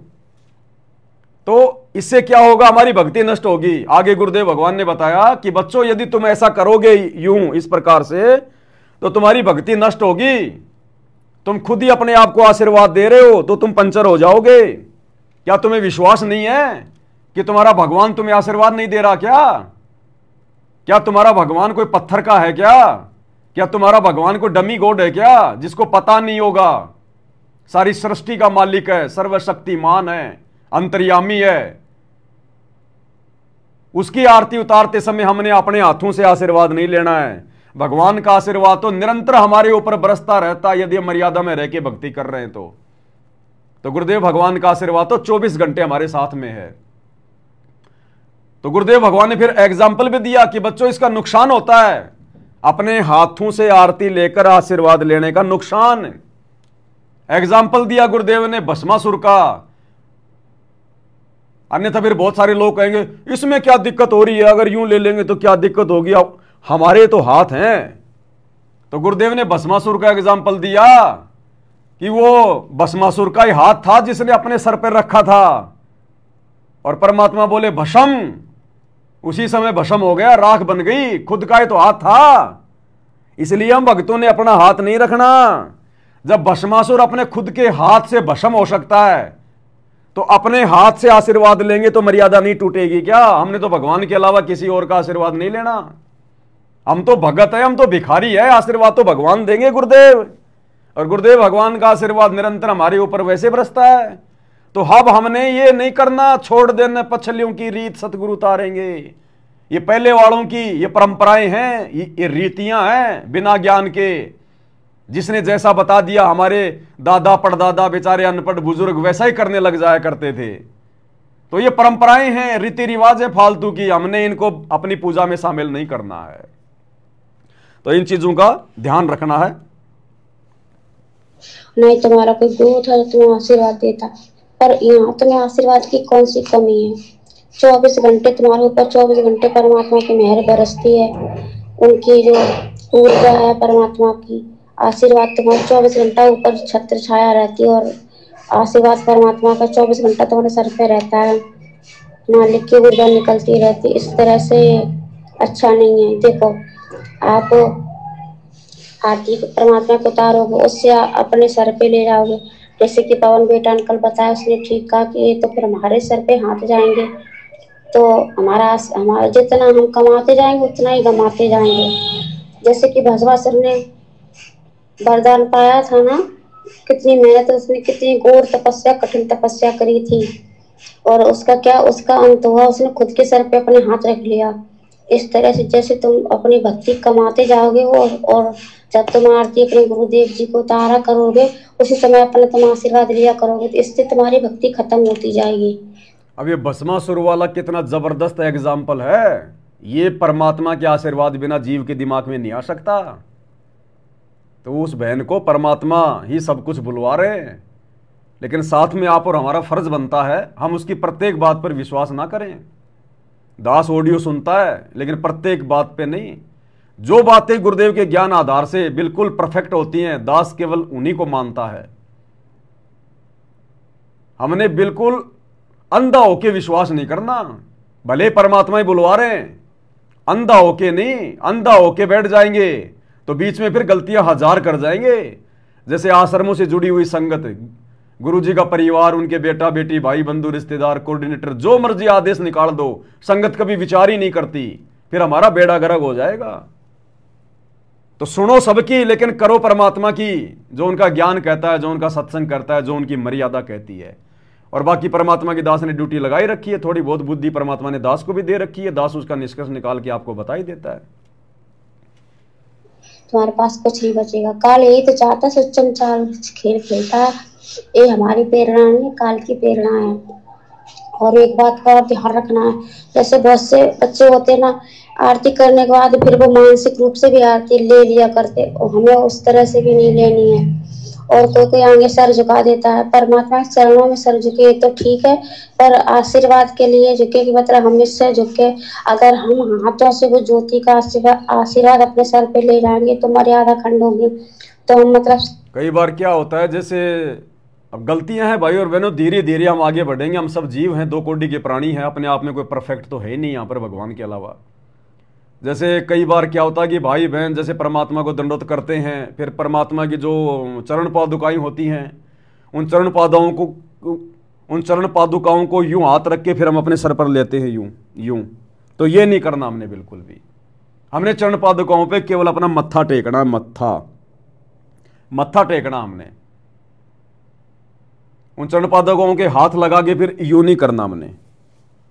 वो फिर जबरदस्ती का आशीर्वाद हो गया। वो तो फिर इसका मतलब परमात्मा तो हमें दे नहीं रहा आशीर्वाद, हम जानबूझ के ले रहे हैं, हम ही जबरदस्ती ले रहे हैं। फिर तो हमने आधीनी के लिए परमात्मा की चरण पादुकाओं पर अपना मत्था टेकना है, अपने हाथों से आशीर्वाद नहीं लेना हमने उन चरण पादुकाओं का। ध्यान रखना इस बात का बिल्कुल भी। मतलब सर झुका कर ज्योति के प्रकाश से आशीर्वाद अपने सर पे ले ले, तो इससे मर्यादा भी खंड नहीं होगी और भक्ति बच जाएगी। इस तरह से भी हमें नहीं करना, इस तरह से करने से भी तुम्हारी मर्यादा खंड होगी। जैसे कि वो परमात्मा कथा सुनाते हैं कि मौन धारण कर लेते हैं, बोलते नहीं है, लिख देते हैं। तो मुंह से बोलो या लिख दो, बात तो वही है। इसी तरह से अगर तुम झुक के और आरती लेने की कोशिश करोगे तो मन में तुम्हारे ये दोष आएगा कि मतलब आरती ले रहे, तुम्हारे दंडवत प्रणाम करने के उद्देश्य से सर नहीं झुकेगा मालिक के चरणों में। तुम्हारे इस उद्देश्य से सर झुकेगा कि हम परमात्मा की ज्योति की जो आरती है ना, उसे अपने आशीर्वाद रूप में अपने सर पे ले ले। इस तरह से गलती नहीं करनी है। तुम्हारे गुरु जी क्या आशीर्वाद की कमी छोड़ रहे हैं, तुम इस तरह से करोगे ये नहीं चलेगा। काल के पुजारी तो काल तो कुछ नहीं देता, काल तो खाली है, पर तुम्हारे गुरु भगवान ने कोई कमी भी नहीं छोड़ी है। और एक बात का और ध्यान रखना, छोटे छोटे बच्चे होते हैं, उनकी माताएं क्या करती हैं, आरती कर रही हैं, आरती करते समय क्या पता उनको सर झुका दे बच्चे को कि ये परमात्मा ने इसे आशीर्वाद दो। इस तरह से भी इन्हें नहीं बोलना कि इसे आशीर्वाद दो। क्यों? परमात्मा का क्या। बहुत अच्छा पॉइंट है। माता बहनें अपने छोटे छोटे बच्चों को परमात्मा के आगे उनके जमल की झुका देती हैं। झुकाना ठीक है, कोई दिक्कत नहीं है। परमात्मा को छोटे बच्चे को दंडवत करवाना, उसको सिखाना, कोई दिक्कत नहीं है।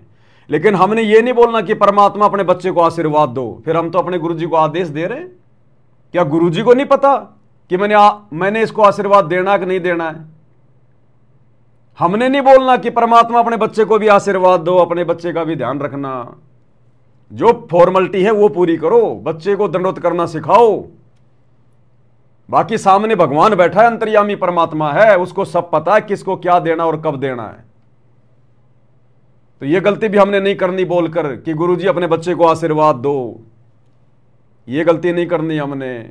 सामने भगवान है, भगवान परमात्मा पत्थर नहीं है। जानी जान अंतर्यामी, सब कुछ जानता है, असंख्य युगों की जानता, आगे की जानता है। तो ये गलतियां भी हमने नहीं करनी है। क्या पता नहीं है कि किसे आशीर्वाद देना है, किसे नहीं देना। जो परमात्मा भक्ति करेगा परमात्मा उसे आशीर्वाद देंगे। परमात्मा तो सबको देते। हमें इस तरह से भी नहीं बोलना कि परमात्मा या आपके बच्चे ने भी अपना आशीर्वाद दो, नहीं।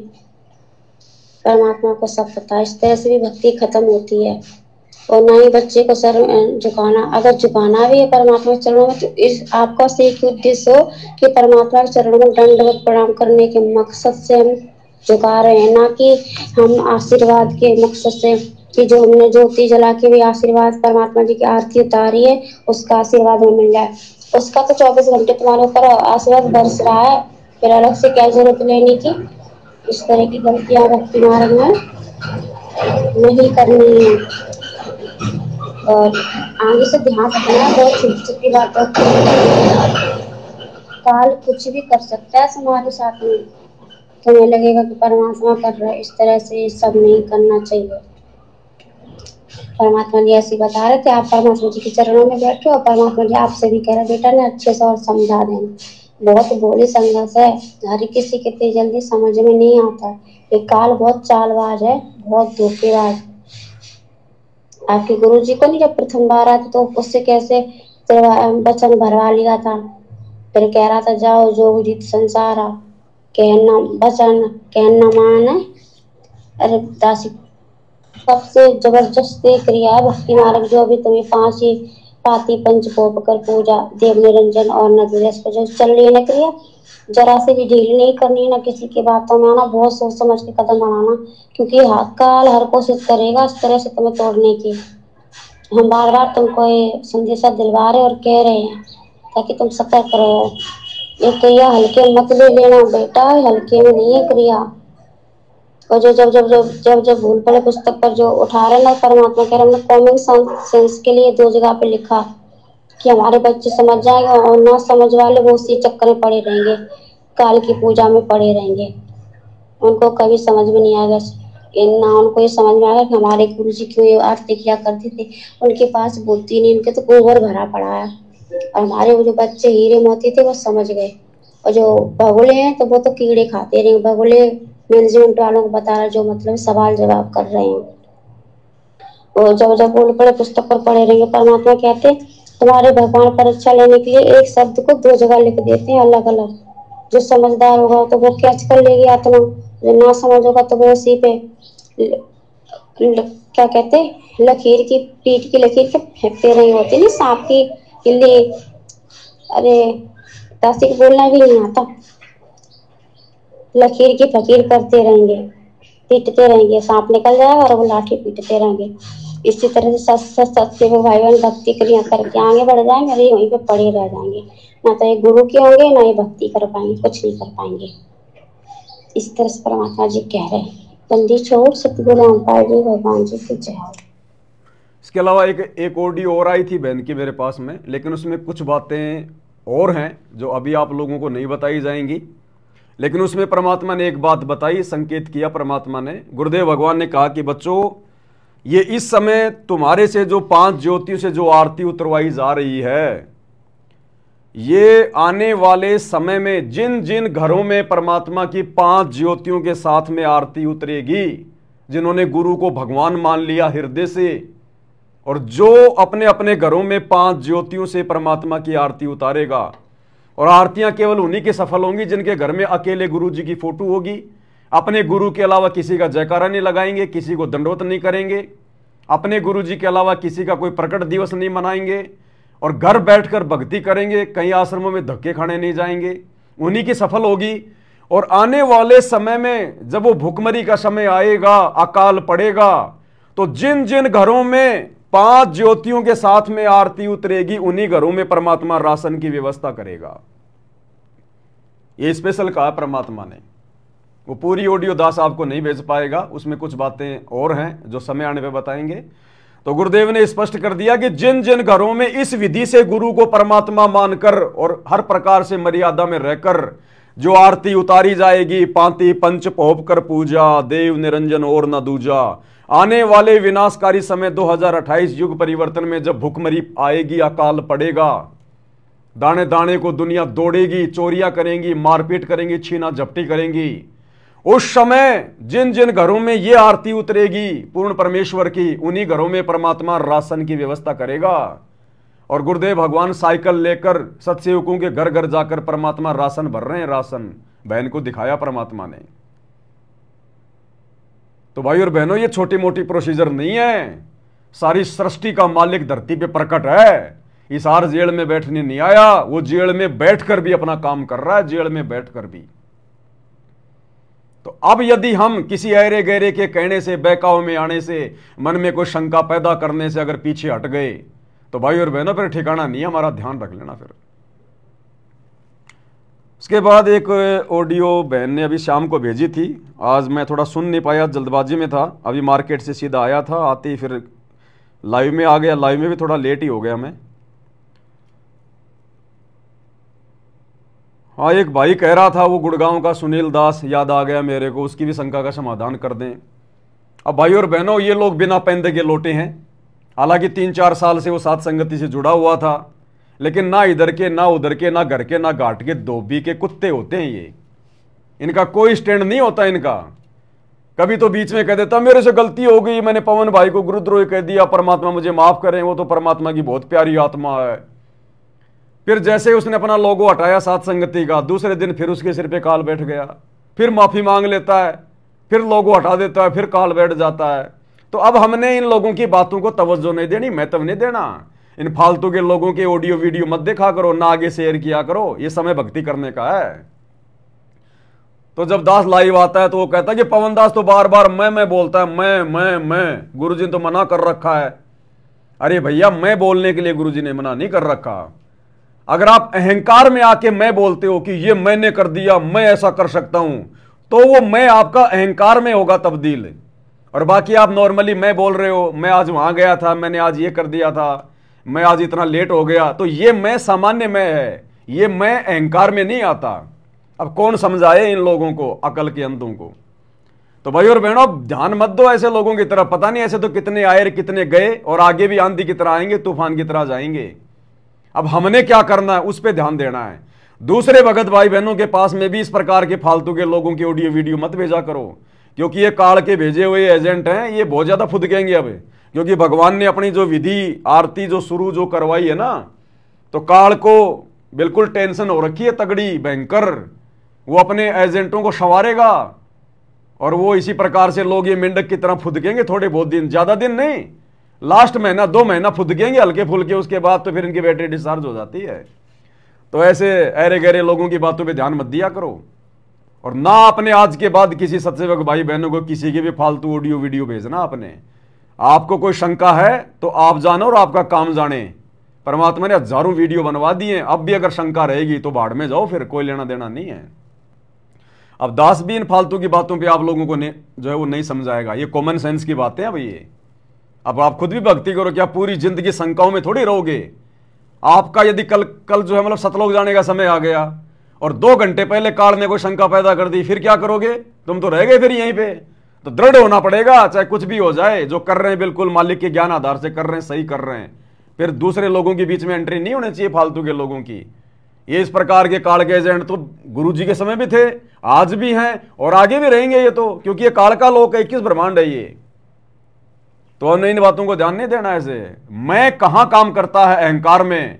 जब आदमी अहंकार में आके, मान बढ़ाई में आके बोलता है कि मैं ये कर सकता हूं, मैंने ये कर दिया, मेरे बिना ये कोई जो है वो नहीं कर सकता, तो फिर वो आपका मैं अहंकार में आ जाता है। और एक नॉर्मली भगत जी आज आप कहां गए थे, अरे मैं आज वहां जाके आया था, मैं आज थोड़ा लेट हो गया, तो ये तो हमारे नॉर्मल बोलचाल के शब्द है, ये मैं अहंकार में नहीं आते। तो ध्यान रखा करो इन चीजों का। अब हम लोग पहले सुना करते थे रामचंद्र और रावण के विषय में, रामचंद्र और रावण के विषय में।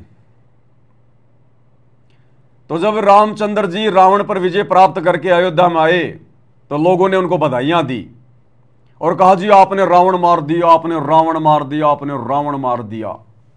तो रामचंद्र जी ने क्या कहा कि रावण को मैंने नहीं मारा, रावण को मैंने नहीं मारा, रावण को मैंने मारा, रावण को मैंने नहीं मारा। मैंने यानी मैं रामचंद्र, मैंने रावण को नहीं मारा, रावण को मैंने मारा। मैं यानी अहंकार, रावण को अहंकार ने मारा, रावण को मैंने मारा। तो दोनों शब्द सेम है, लेकिन दोनों का जो अर्थ है वो क्या है। एक तो रामचंद्र कह रहा है, जब लोगों ने कहा कि आपने रावण मार दिया, तो रामचंद्र बोला रावण को मैंने नहीं मारा। तो फिर किसने मारा, बोलो रावण को मैंने मारा। मैं यानी अहंकार, उस अहंकार ने मार दिया उसको। तो सेम लाइन है, लेकिन 2 अर्थ है इसके। तो इसी प्रकार भाई और बहनों, मैं शब्द यदि भगत अहंकार में आके बोलेगा तो फिर वो अहंकार में गिना जाएगा। और नॉर्मली भाषा में तो हम ना जाने कितनी बार बोलते हैं मैं, तो वो नहीं। तो ये तो फालतू के लोग हैं, ये तो काढ़ के वो भेजे हुए स्पेशल एजेंट है, भगत के वेश में भेड़िए। इनका तो काम ही ये है फालतू की बातों पे भक्तों में शंका पैदा करना। तो अब हमने इन लोगों की बातों पे ध्यान नहीं देना, आगे बढ़ना है। भगत जाओ बाढ़ में, दास शुरू से बोलता आ रहा है, भगत जाओ बाढ़ में। कौन से भगत है जो भक्ति नहीं करना चाहते, फालतू की बकवादों में ज्यादा ध्यान देते हैं, वो जाओ बाढ़ में। हमने आगे बढ़ना है निरंतर भक्ति मार्ग पर। तो लास्ट में एक ऑडियो और सुन लेते हैं बहन की, मैंने भी सुनी नहीं क्योंकि लेट हो रहा था फिर।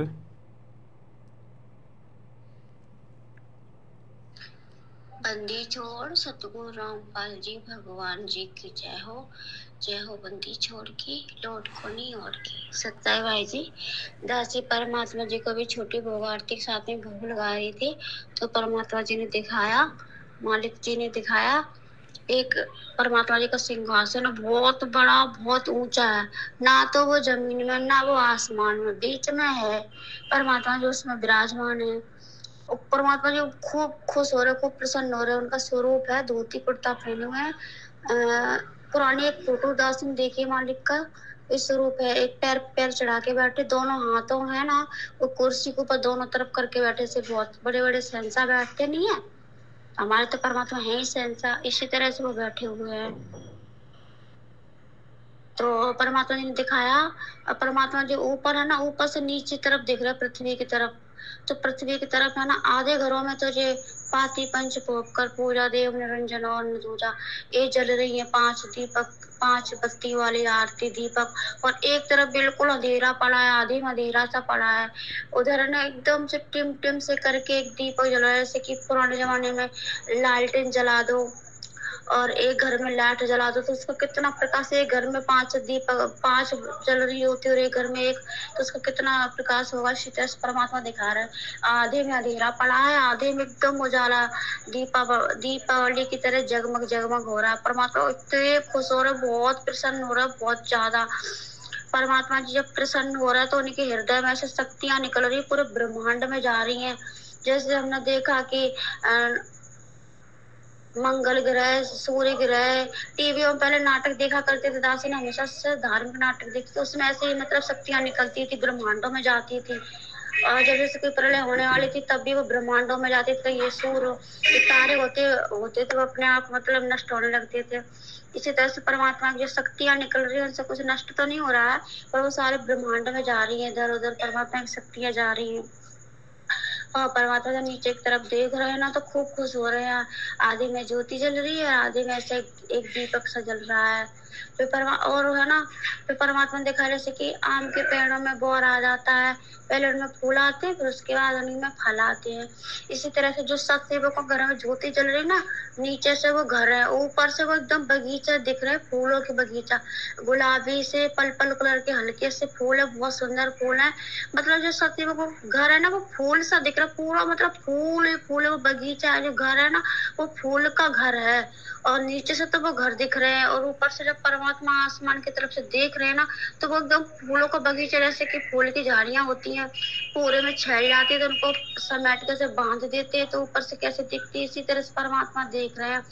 उनमें से जो बोर है ना, फूल के बोर होते हैं जो, वो उड़ उड़ के आसमान की तरफ जा रहे हैं। और उसमें से है ना कुछ तो चिड़िया बन के निकल रही, चू चू चू चू करती हुई जा रही है, और कुछ पुष्प बन के आसमान की तरफ उड़ते जा रहे हैं। और उनके ऊपर है ना मोर उड़ रही है, मोर फूंक रही है, मोर उड़ती जा रही है और आवाज लगाती है। और जैसे मोर खुशी से झूम उठती है ना जब बारिश का महीना होता है तब वो नाचती है, इसी तरह से मोर भी उधर मतलब उसी सत्सेवकों के घर की छत के ऊपर, मतलब छत तो दिख नहीं रही, फूल का बगीचा है, फूल के पेड़ों में से निकल के जा रही है, वो चहक रही है। और परमात्मा खूब खुश हो रहा है सब देख देख के। परमात्मा कह रहे पहचान है कि आने वाले समय में कौन भगत है कौन नहीं। तो ऊपर से परमात्मा खूब प्रसन्न हो रहे हैं और परमात्मा जी दिखा रहे हैं।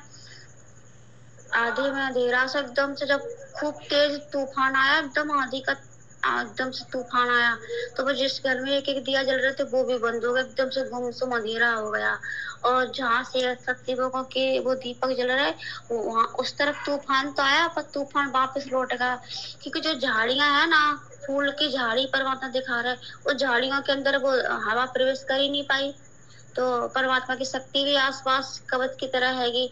ऊपर से परमात्मा ने हाथ में ऐसे भी शक्ति निकाली, तो उससे तूफान सतयुगों की तरफ गया ही नहीं, वो वहां से लौट गया। तो जिनके घर में एक दीपक जल रहा था उनका तो बिल्कुल ही बंद हो गया, कुछ भी नहीं जल रहा। इसी तरह परमात्मा दिखा रहे, इतने प्रसन्न हो रहा बहुत ज्यादा। पहले दासी एक नाटक देखा करती थी कृष्णा श्री कृष्णा में, कभी कभी कृष्ण भगवान को देखा करती थी, वो अपने भक्तों को नीचे जब देखा करते थे तो बहुत खुश हुआ करते थे। इसी तरह से परमात्मा जी है ना, सभी भाई बहनों को देख देख के खूब खुश हो रहे हैं, अपने आप इतने खिलखिला के हंस रहे बहुत ज्यादा। परमात्मा की दया भगवान जाने। दासी को जब भी 2-3 दिन से परमात्मा जी 5 बत्तियों वाले ही दिखाते हैं ज्यादा से ज्यादा। इस दासी को इतने ही परमात्मा जी ने दिखाया। बंदी छोड़ सतगुरु रामपाल जी भगवान जी की जय हो। और आप जो परमात्मा के चरणों में बैठे हो हनुमान जी की तरह, परमात्मा आपको आशीर्वाद दे रहे, खूब खुश हो रहे हैं। जब वो खुश हो रहे तो उनके जो दांत इतनी चमक रहे, हीरे की तरह एकदम झिलमिल झिलमिल चमक मार रहे। उनके एक दांत की चमक इतनी तेज है कि इंसान की आंखें नहीं टिके। जिस तरफ वो उनकी दांतों की चमक जाती है परमात्मा जी के दांतों की, उस तरह किसी की नजर नहीं टिकती, इतनी चमक मार रहे हैं। जब वो मुस्कुरा तो उनके दांत से ना बहुत चमक आ रही है। ये सब देख के भाई बहन भी खूब खुश हो रहे हैं, गदगद हो रहे हैं। परमात्मा भाई बहन तो नीचे अपनी अपनी भक्ति में लीन है, परमात्मा ऊपर से बैठे हुए हैं। बंदी छोड़ सतगुरु रामपाल जी भगवान जी की जय।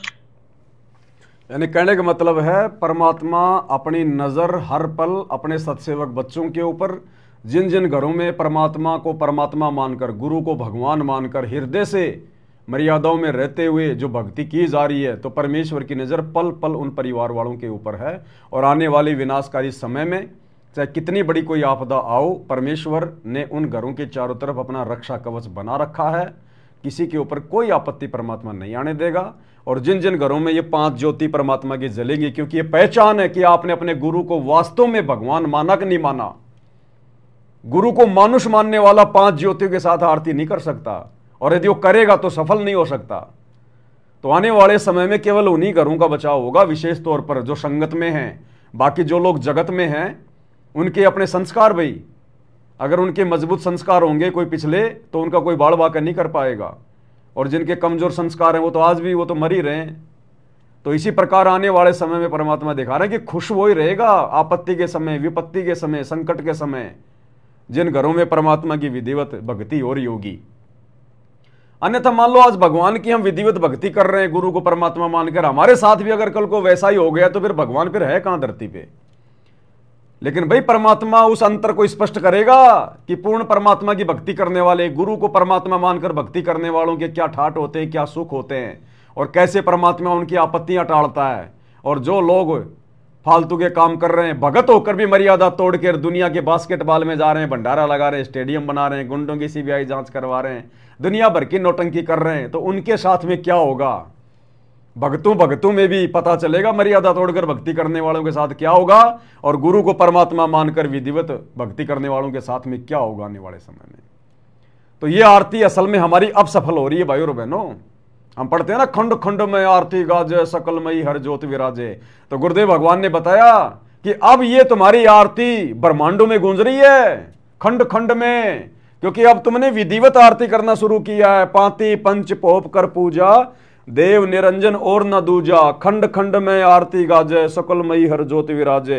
अब ये आरती जो हम इस विधि से कर रहे हैं गुरु को परमात्मा मानकर, अब ये आरती खंड खंड में जा रही है, इसकी आवाज खंड खंड में ब्रह्मांडों में, और इसका प्रकाश ज्योति सकल ब्रह्मांडों में छा रही है। अब देवी देवता भी प्रसन्न हो रहे हैं, प्रसन्न, क्योंकि ये टहनियां हैं और टहनियों के ऊपर ही फल लगते हैं।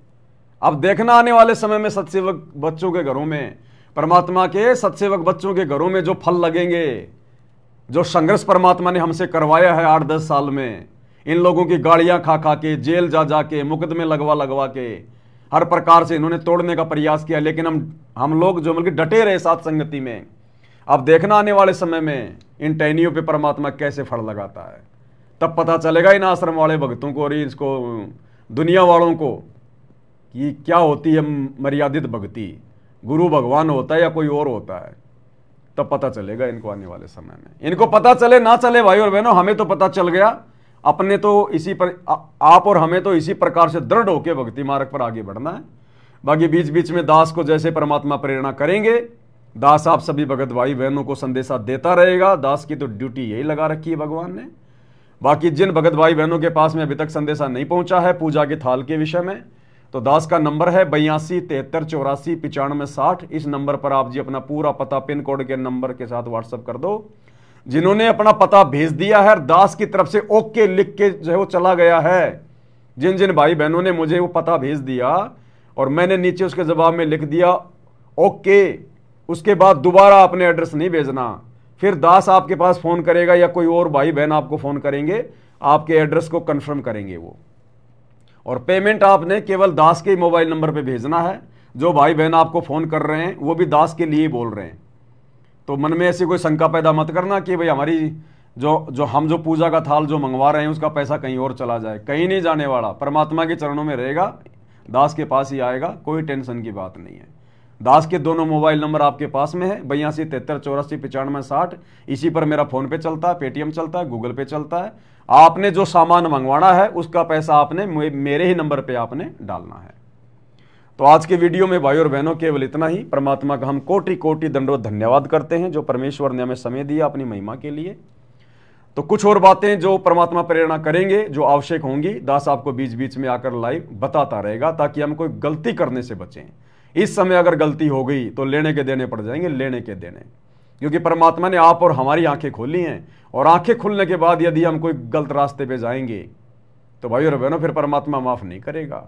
आश्रम वालों का तो बेड़ा गर्क हुआ पड़ा है, वो तो जमीन में धसे पड़े हैं, उनको होश नहीं है बिल्कुल भी, भांग के नशे में है। आप और हमारी परमात्मा ने बुद्धि खोली है, चेतना जागृत की है, अब हमने पीछे कदम नहीं उठाना। तो आज के वीडियो में केवल इतना ही। बंदी छोड़ सतगुरु रामपाल जी भगवान की जय हो। चल पे डट के कट गे फंद 84 के, कट गे फंद 84 के, कट गे फंद 84 के। भाई जो